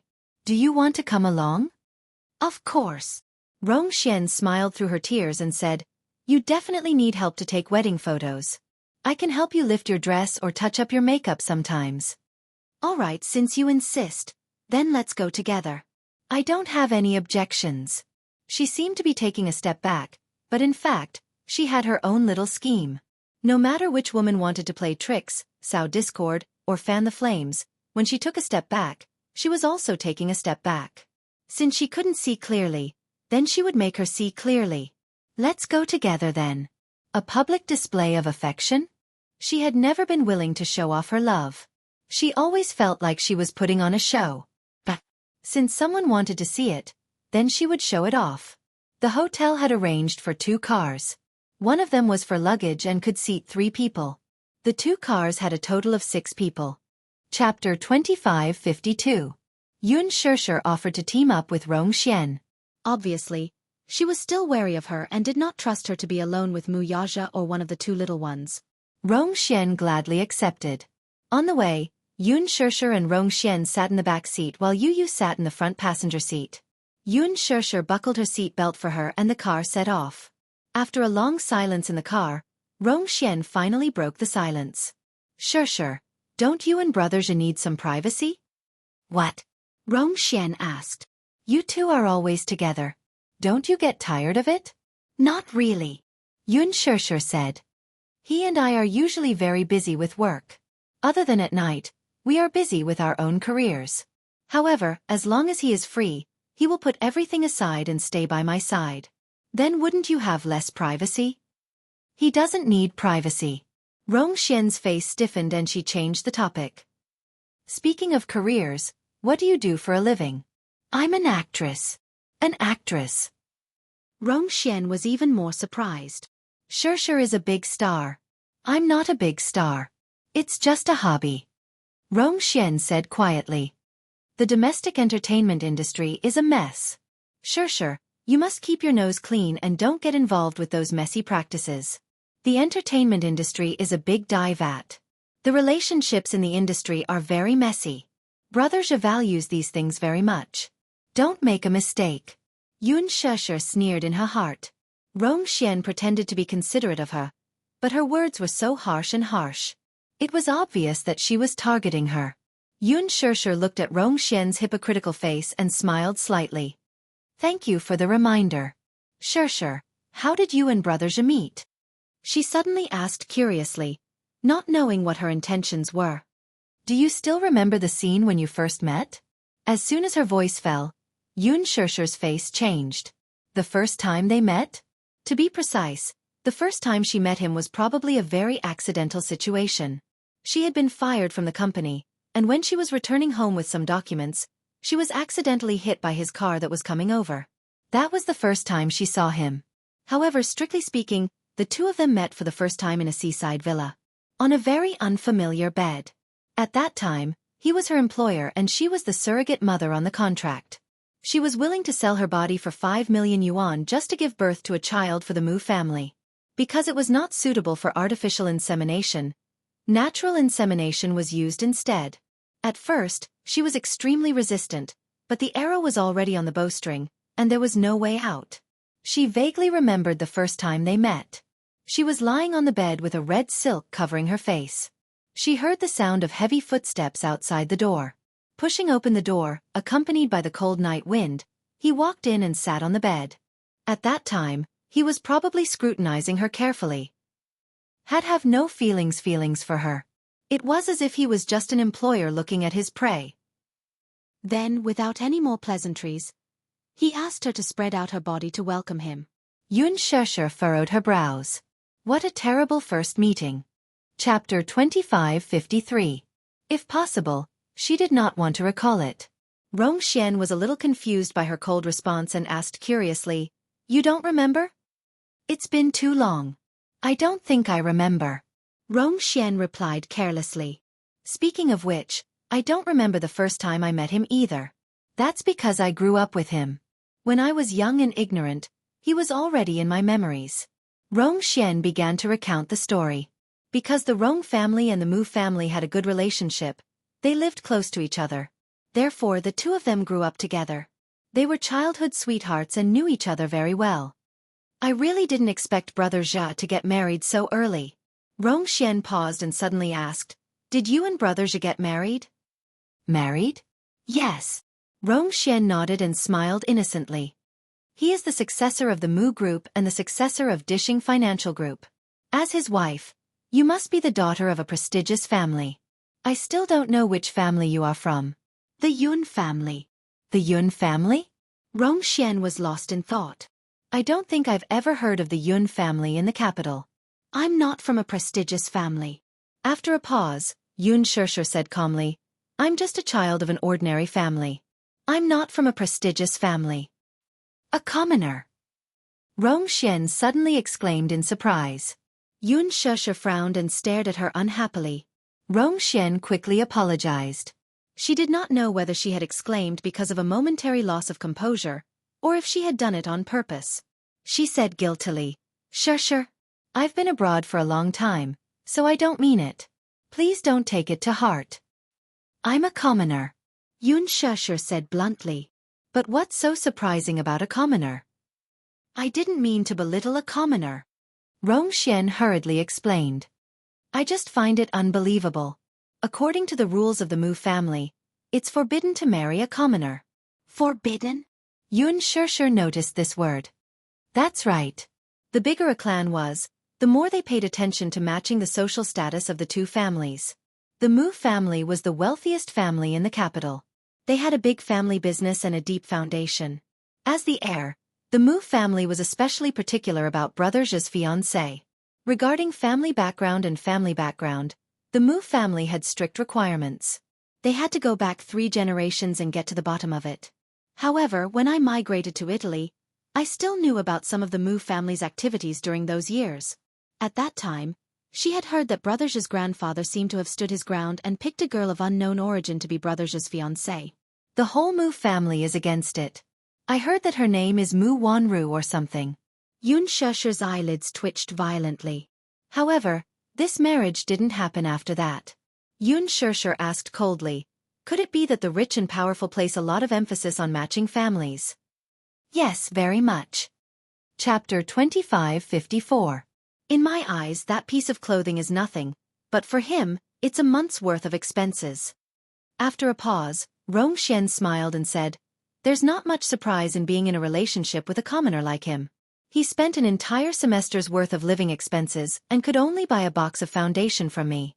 There will never be any surprises in a relationship like this. It will be as plain as water, and I will have to adapt to his values, consumption, and lifestyle. Therefore, even if we love each other, we will still be defeated by the cruel reality." Yun Shusher was stunned when she heard this. "So, Shusher, I really envy you. I can tell that Brother Zhe truly loves you. With his kind of life, he has always lived a life of luxury. But in order to adapt to you, he must have lowered his status to adapt to your life and your values. He must love you very much." Yu heard this but remained silent. Deep down, she found it funny. Was love really like this?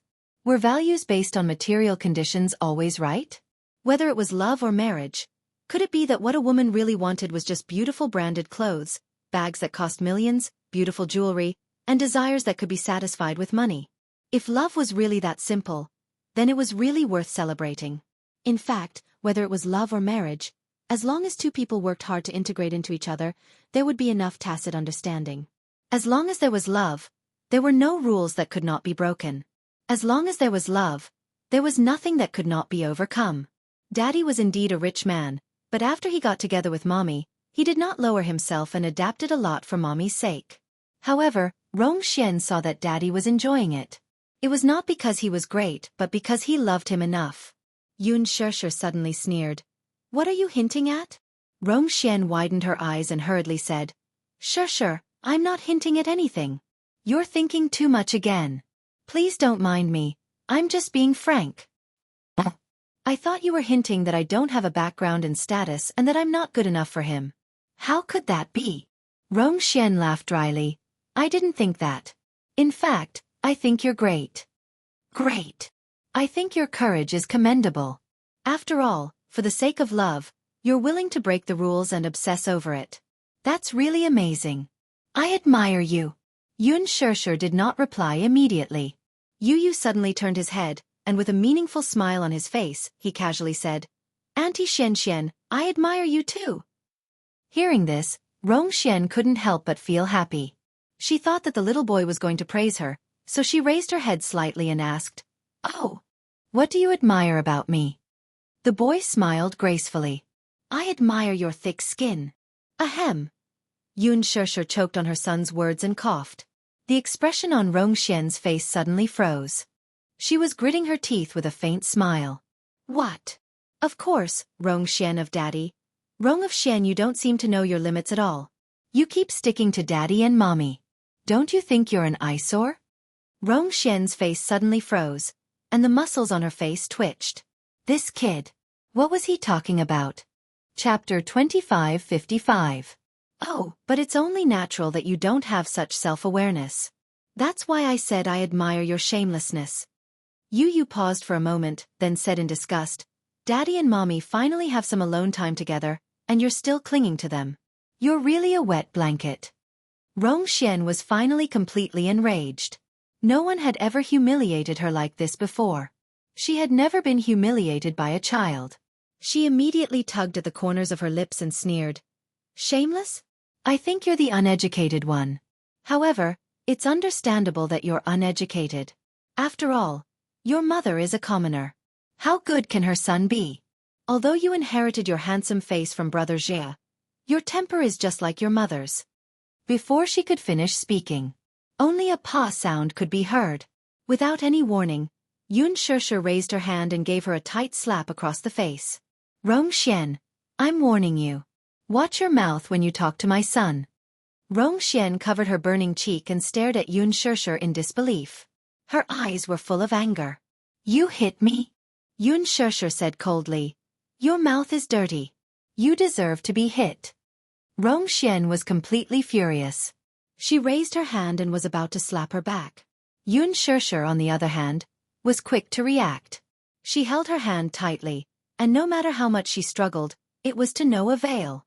Perhaps out of anger, she used a lot of strength. Rong Xian gritted her teeth and struggled, but she couldn't break free. She couldn't help but say angrily, "Yun Shusher, let go of me." "Rong Xian, I'm warning you. Behave yourself. Yun Shishir sneered as she inched closer to her. Sweeping her expressionless gaze across her, she sneered. Why? Just because you're his childhood sweetheart, you feel smug, right? I'm a commoner, so my courage is commendable? Then what are you? You know that he has a family and his own happiness, but you're still clinging to him with ulterior motives. What are your intentions? Yun Shishir. Rong Xian shouted at her indignantly. You don't deserve him at all. Don't deserve him? You're just a commoner. Don't you know the rules of the rich? It's taboo for a noble to marry a commoner. Who do you think you are? How can you deserve Brother Jia? If he were to marry the daughter of another prestigious family, I wouldn't have any complaints. But why is it that he married a commoner? Why you? Rong Xian poured out all her resentment and anger as if she was venting her anger. Her face immediately flushed red. She was so agitated that she started to ramble. You said you're an actress? Huh. How can a woman in the entertainment industry? From what I see, you must have cultivated some kind of bewitching technique and bewitched him. That's why he's so infatuated with you. Slap. Yun Xian's Rong Tion Rong Xian. Rong Xian was slapped in the face. She felt so wrong that tears flowed down her cheeks. Why did you hit me? Because of your cheap mouth. Yun Shishir coldly reached out to grab her by the collar and pulled her toward her. She enunciated each word clearly. I want to remind you of one thing. In this world, no woman other than me is worthy of him. No woman is more worthy of him than I am. Do you understand? Her words were powerful and bold. Chapter 2556. Wow, wow, wow. Yu Yu's eyes sparkled with excitement. Mommy, you're awesome. Mommy, you're awesome. Teach this bad woman a lesson. He clapped his hands excitedly, glanced at Rong Xian, who was in tears, and suddenly snorted. Bad woman, are you proud of yourself? Do you think you're so great? Your father is just an Italian entrepreneur of Chinese descent. However, since the financial crisis 5 years ago, his business has been hit hard and has been losing money for years. I think he won't be able to maintain his reputation for long. The so-called daughter of a rich family will become a down-and-out in a few years. Rong Xian froze. She looked at Yu Yu in disbelief, her eyes wide with shock, and asked in a trembling voice, How?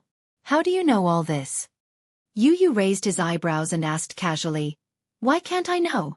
Oh, I also know that your father is a famous entrepreneur on the surface, but in private, he has made a lot of investments, all of which have failed because of the lack of capital. He didn't even get a Series A financing. I don't know how long his debt-ridden company can last. Rong Xian was stunned and didn't speak. Yu Yu stared at her face slowly and suddenly sneered. As for your mother, do you think no one knows how much she has paid in order to climb to that position? Haha. The dark side of politics has always been known for its filth. Didn't she maintain a dirty relationship with many politicians in order to get to the top? Rong Xian was shocked. What he said was spot on. The Rong Corporation used to be a powerful enterprise in Italy. 10 years ago, it was listed in New York and had created amazing glory. As a Chinese company, the Rong Corporation had a certain prestige in Italy. However, since the financial crisis 5 years ago, the real business had been hit hard, and the Rong Corporation had also been affected. In the financial crisis 5 years ago, the Rong Corporation had almost gone bankrupt. They had tried many ways to stabilize the situation and barely managed to not declare bankruptcy. However, the price of maintaining the status quo was the lack of capital. The Rong family had not hesitated to sell their assets and continue to invest. The ratio of profit and loss was tragic. They were losing hundreds of millions of yuan every year, and their family's assets were almost emptied, but there was still no turnaround. What was even more frightening was that the Rong family was now heavily in debt. As for the latest round of financing, the financial street was more pessimistic about the future development of the Rong Corporation. However, the financing of a few million yuan was equivalent to nothing. Soon, Madame Rong would not be able to hold on any longer. This was also the reason why Rong Xian was so enthusiastic after meeting Mu Yaja. She thought that even if she couldn't continue their relationship, at least she could use the Mu Group's resources to help the Rong Group get through this difficult time. As for Yu Yu's mother, Rong Xian was too embarrassed to speak. The reason why she was able to work in the embassy was all because of her mother's connections, and the connections her mother had accumulated were all through dirty means. The political world was in a foul atmosphere. If he wanted to rise to the top, he would have to exhaust all means. However, these were all extremely secretive inside stories. Others had no way of knowing. He was just a child, so how did he know? Could it be that Mu Yaja had found out? Chapter 2557. Yun Shirshir was also a little surprised. What Yu said was really shocking, but judging from Rong Xian's surprised expression, it must be the truth. But how did he know all this? Yun Shirshir was also a little surprised. Yu continued coldly. The reason why you stick to Daddy is that you want Daddy to ignore his old relationship with you and use the Mu group's resources to help the Rong group through this difficult time. Isn't that right? Nonsense. Rong Xian felt guilty, but she couldn't defend herself. She only said, I don't think so. You're just a child. What nonsense are you talking about? Yu smiled elegantly, but his tone was full of mockery. Don't you know in your heart whether it's nonsense or not? Anyway, I don't care to point it out. But what right do you have to laugh at Mommy's so-called commoner identity? What the hell? Rong Xian's face was livid. The Rong group is not as bad as you say. Oh, let's wait and see. Not as bad as that. As long as he used some means and put pressure on them, the Rong group would be declared bankrupt in less than 2 months. At that time, the Rong family would fall overnight and become a laughingstock. They would not be able to survive in Italy and would be bankrupt. Even if they wanted to escape from Italy, they would never have the opportunity to do so. The Rong family would be nothing but a joke. Last night, in the study, he sent Li Hanlin to investigate the Rong group, and the result made him feel cold. Rong Xian acted high and mighty like an arrogant young lady, but in the end, the Rong family was so ruined, and she was still so arrogant. However, it was impossible to let Rong Xian go so easily. Yu played a little trick. Well, for example, he sent Li Hanlin to call the embassy in Italy and gave them a brief explanation. In less than 2 days, the procedures for Liang Qingyi's dismissal were being handled urgently. 3 days later, the dismissal announcement would be officially announced. Liang Qingyi, Rong Xian's mother. Once Liang Qingyi was dismissed, Rong Xian's political career would soon come to an end. How dare she bully his mommy? He was determined to make the Rong family go bankrupt. Let's see if she can still be so smug then. Yu suddenly smiled elegantly, looking like a scheming little gentleman. She said with a smile, if you apologize to my mommy now, I may give the Rong Corporation a chance. Ridiculous. How could Rong Xian believe that a child could be so capable? She smiled coldly. It was impossible for her to lower her head and apologize to Yun Shirshir. Her pride wouldn't allow it. Her pride wouldn't allow it. Humph, refusing a toast only to be forced to drink a forfeit. After Yu finished speaking, he turned around and ordered the driver in fluent English, throw this woman out of the car. Rong Xian immediately understood and screamed, how dare you? Do you think I wouldn't dare? If I dare to say it, then I dare to do it. The driver immediately stopped the car, opened the door, grabbed Rong Xian's hand and pulled her out of the car. Rong Xian struggled again and again, but she couldn't resist the man's strength and was pulled out of the car. Rong Xian was caught off guard and fell to the ground. Chapter 2558. Yun Shirshir was dumbfounded. Yu nagged, Mommy, you were so polite to her. AB asterisk teasage like her. He stopped abruptly. Yu covered his mouth and realized that he had lost his composure. He quickly said, yes, no. You can't swear. You have to be elegant and dignified. Puffed. Yun Shirshir was amused by him. What are you laughing at? Yu looked at her reproachfully. Yun Shirshir asked curiously, what are you trying to say? She couldn't help but be curious. Yu said, what I want to say is that a bad woman like her should be rougher. You don't have to be merciful. Mommy will remember that. Yun Shirshir couldn't help but pat his little head. She smiled dotingly and said, Yu, you're Mommy's knight in shining armor. I've always been Mommy's knight in shining armor. Yu raised his eyebrows proudly and said, I'll be the first to stop anyone who bullies Mommy. But how do you know that the Rong Corporation has fallen? Yu snorted and said, this information can be found with a simple check. I was wondering why she kept pestering us. So it's because of the Rong Corporation. Yu said, no matter how powerful she is, she won't be able to turn the tide. Instead, she'll get herself into trouble. The Rong Corporation only exists in name. The Rong family is holding on bitterly, hoping for a chance to survive. However, it's all in vain. The Rong Corporation won't be able to recover. Sooner or later, they'll be declared bankrupt. Yun Shirshir was confused. She didn't quite understand, but she vaguely understood one thing. The Rong Corporation was hopeless. Mommy, don't let a bad woman ruin your mood. Come out and have fun. Come, smile. Yun Shirshir's eyes narrowed at his words, revealing a mesmerizing smile. The mother and son looked at each other and smiled. When they arrived at the filming location, Yun Shirshir carried Yu out of the car. Mu Yaja walked over. Obviously, Rong Xian had already called him to complain. However, he didn't blame Yu. Instead, he glanced at him affectionately. What happened just now? Yu was the first to step forward and accuse her righteously. That bad woman bullied Mommy. I couldn't stand it, so I got someone to throw her out of the car. Mu Yaja narrowed his eyes meaningfully. Just when Yu thought that he was going to reprimand him, the man smiled deeply and said with relief, "Well done." Little Li Chen, who was convulsing with laughter at the side, tried to hold back his laughter. Earlier in the car, that bad woman called Daddy and said that Mommy bullied her. Mommy, do you know what Daddy said? Ha! What did he say? Yun Shirshir glanced at Mu Yaja. She couldn't help but wonder how Mu Yaja had reacted. Xiao Yichen immediately said, Daddy said that the evils we bring on ourselves are the hardest to bear. Ha ha ha. Yu nodded happily and said earnestly, Daddy, you did well. Xiao Yichen danced as he described, You don't know how much that bad woman cried on the phone just now. It was like the world was falling apart. I thought to myself that you deserved it. Who told you to bully Mommy? You deserve to be thrown out of the car. Yu couldn't help but tease him, Mu Yichen, you're really something. You can even use idioms at your fingertips. Xiao Yichen winked at him and said, Yes, Yu taught me well. Taught him well. Yun Shirshir couldn't help but cover her face in shame.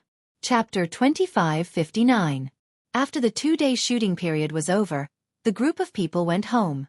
Upon returning home, Yun Shirshir immediately rushed to report to the production team. However, the moment she reached the set, she heard Mu Shi talk non-stop about what had happened while she was away. Shirshir, I have bad news and good news. Which do you want to hear first? Yun Shirshir said, Don't keep me in suspense, tell me both at once. Okay. Then, I won't deliberately mystify you. Mu Shi paused and then lowered her voice. Did you know? A few days ago, Lu Jingtian committed suicide by jumping off a building. Yun Shirshir was stunned when she heard this. Her eyes widened in shock as she stared at her in disbelief. What? You didn't hear wrongly, and you don't have to doubt the authenticity of this matter. Lu Jingtian's farewell ceremony was held 2 days ago, and many celebrities in the entertainment industry attended it. Why would she commit suicide out of the blue? Yun Shirshir could not help but find it strange. There's something fishy about this. Didn't her surgery go smoothly? Plus, before I left the country, I heard that she had safely passed the critical stage. Why would she commit suicide for no reason? Mu Shi shook her head blankly. This news came too suddenly. You were overseas at that time, so naturally, I couldn't tell you about it for fear of disturbing your mood. Besides, it's not a big deal to us. Qin Zhou has already posted a condolence message through your Weibo account. Yun Shirshir was still in disbelief as she said in a low voice, I just find it too strange. Lu Jingtian is so headstrong. Since the surgery went smoothly, why would she commit suicide? It's probably because she's too headstrong. Mu Shi paused for a moment before continuing. Do you know? Qin Zhou, Director Ji, and I went to the hospital to deal with Lu Jingtian's funeral, and by chance, we saw her face. At this point, she took a deep breath and shook her head regretfully. It's too tragic. That fire destroyed her face. It wouldn't be an exaggeration to say that she was covered in cuts and bruises. Not only that, but there were also different degrees of burns on his body. The most serious was his legs. His muscles were burned and he had to endure great pain during the rehabilitation period. Perhaps, it's because living like this is too painful, so he chose to end his life? Yun Shirshir's heart skipped a beat. She could never understand what kind of pain it was. After all, the needle wasn't stuck in one's body, so how could one empathize with it? She suddenly thought of Yun Yecheng. He must be in a lot of pain, right? She couldn't help but feel a little worried. After Gong Jie brought her father back to the Gong family, he contacted her and told her that her father had been sent to the medical center and would be undergoing a long recovery period. Due to confidentiality, they could not make a video call, but Gong Jie assured her that he would update her on her father's condition at any time. Only then did she relax a little. During the funeral ceremony, I saw President Lu's hair turn white overnight because of the pain of losing his daughter. Even though I used to hate Lu Jingtian, too, I actually felt bad for her. But now, he only felt pity for her. After all, the dead are the most important, and life and death are unpredictable. A fresh life was lost overnight. Yun Shishir sighed. Chapter 2560. At first, I couldn't figure it out, either. Since she's not even afraid of death, why is she still afraid of living? Yun Shishir suddenly frowned. That's because sometimes, living is scarier than dying. Mu Shi was stunned. If that's the bad news, then what's the good news? Yun Shishir deliberately avoided this topic that would make one feel complicated. The dead were already gone, so she did not want to probe too much into it. Mu Shi immediately reacted. A mysterious smile appeared on her face as she mischievously asked, "Guess what happened in the few days you weren't in the country?" "I'm asking you precisely because I don't know." Yun Shishir pushed her. "All right. Stop keeping me in suspense. Just tell me directly." "Shishir, I'll tell you a piece of great news. Li Xian has been banned." Yun Shishir was not too surprised, but she was curious as to why she was banned. "What happened?" "A few days after you left the country, a website exposed Li Xian's shady dealings with the unspoken rules. Moreover, a video has been circulating on the website. Because of this video, Li Xian's name has been tarnished." The more Yun Shishir listened, the more incredulous she felt. She immediately urged, "Are you still keeping me in suspense? Don't keep me in suspense. What video is it?" "It's a video of Li Xian being raped. TSK, TSK, TSK. It's so explicit." It turned out that not long ago, Li Xian's bed photos and nude videos were circulating on the internet. The netizens who displayed their prowess took screenshots of the video and compared them with Li Xian's photo. They then identified the female lead in the bed photos and video as Li Xian herself.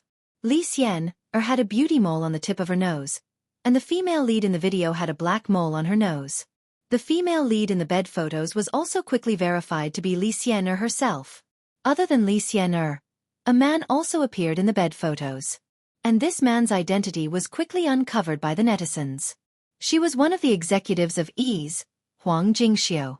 Some people in the entertainment media suspected that Li Xian had offended a big boss in the underworld and was kidnapped and drugged. The ***** recorded a video and controlled Li Xian. Perhaps because Li Xian was restless, she angered the *****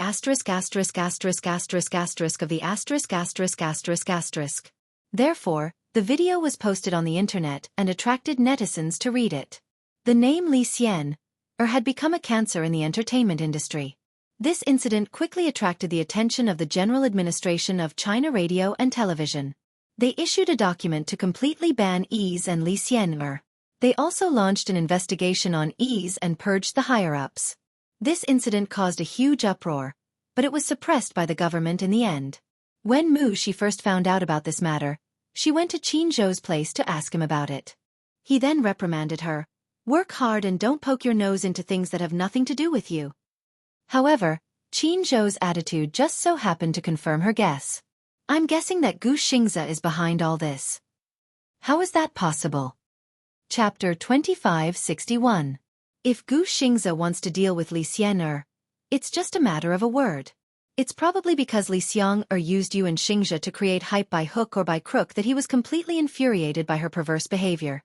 That's why he didn't hesitate to use his family's resources in the entertainment industry to suppress Li Xian. Yun Shishir furrowed her brows thoughtfully. She found it hard to imagine that Gu Xingze, who was gentle and refined, would resort to such cruel means. However, Li Xian had indeed gone overboard, and she had been angered at one point. "Shishir, don't you remember? In front of you, Xingzi promised to deal with Li Xian'er properly. Just as you left the country, Li Xian'er got into trouble. However, after Li Xian'er got into trouble, not a single netizen sympathized with her. After all, on the 7th day of Li Xian'er's death, Li Xian'er used her to hype herself up and completely offended the netizens. Without waiting for Yun Shishir to speak, Mu Shi snorted again. Serves her right.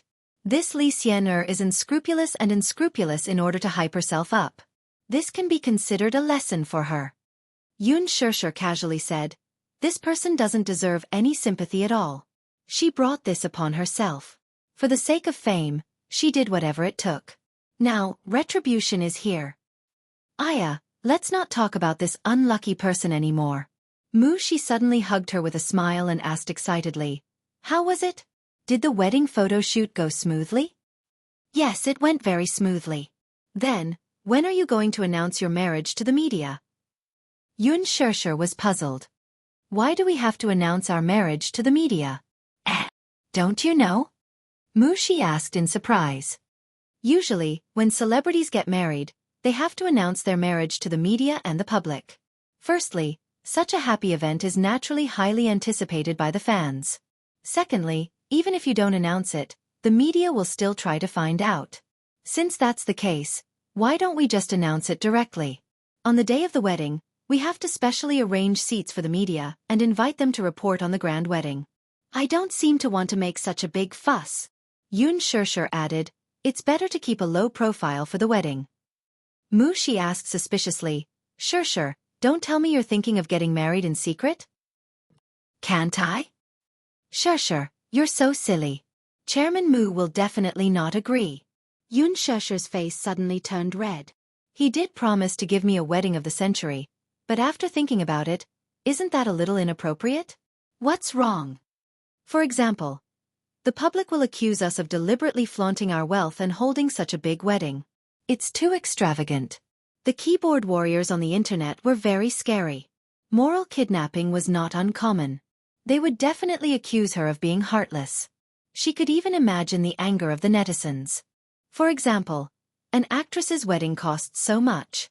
For example, Yun Shishir marrying into a rich family in a high-profile manner and flaunting her wealth at the wedding.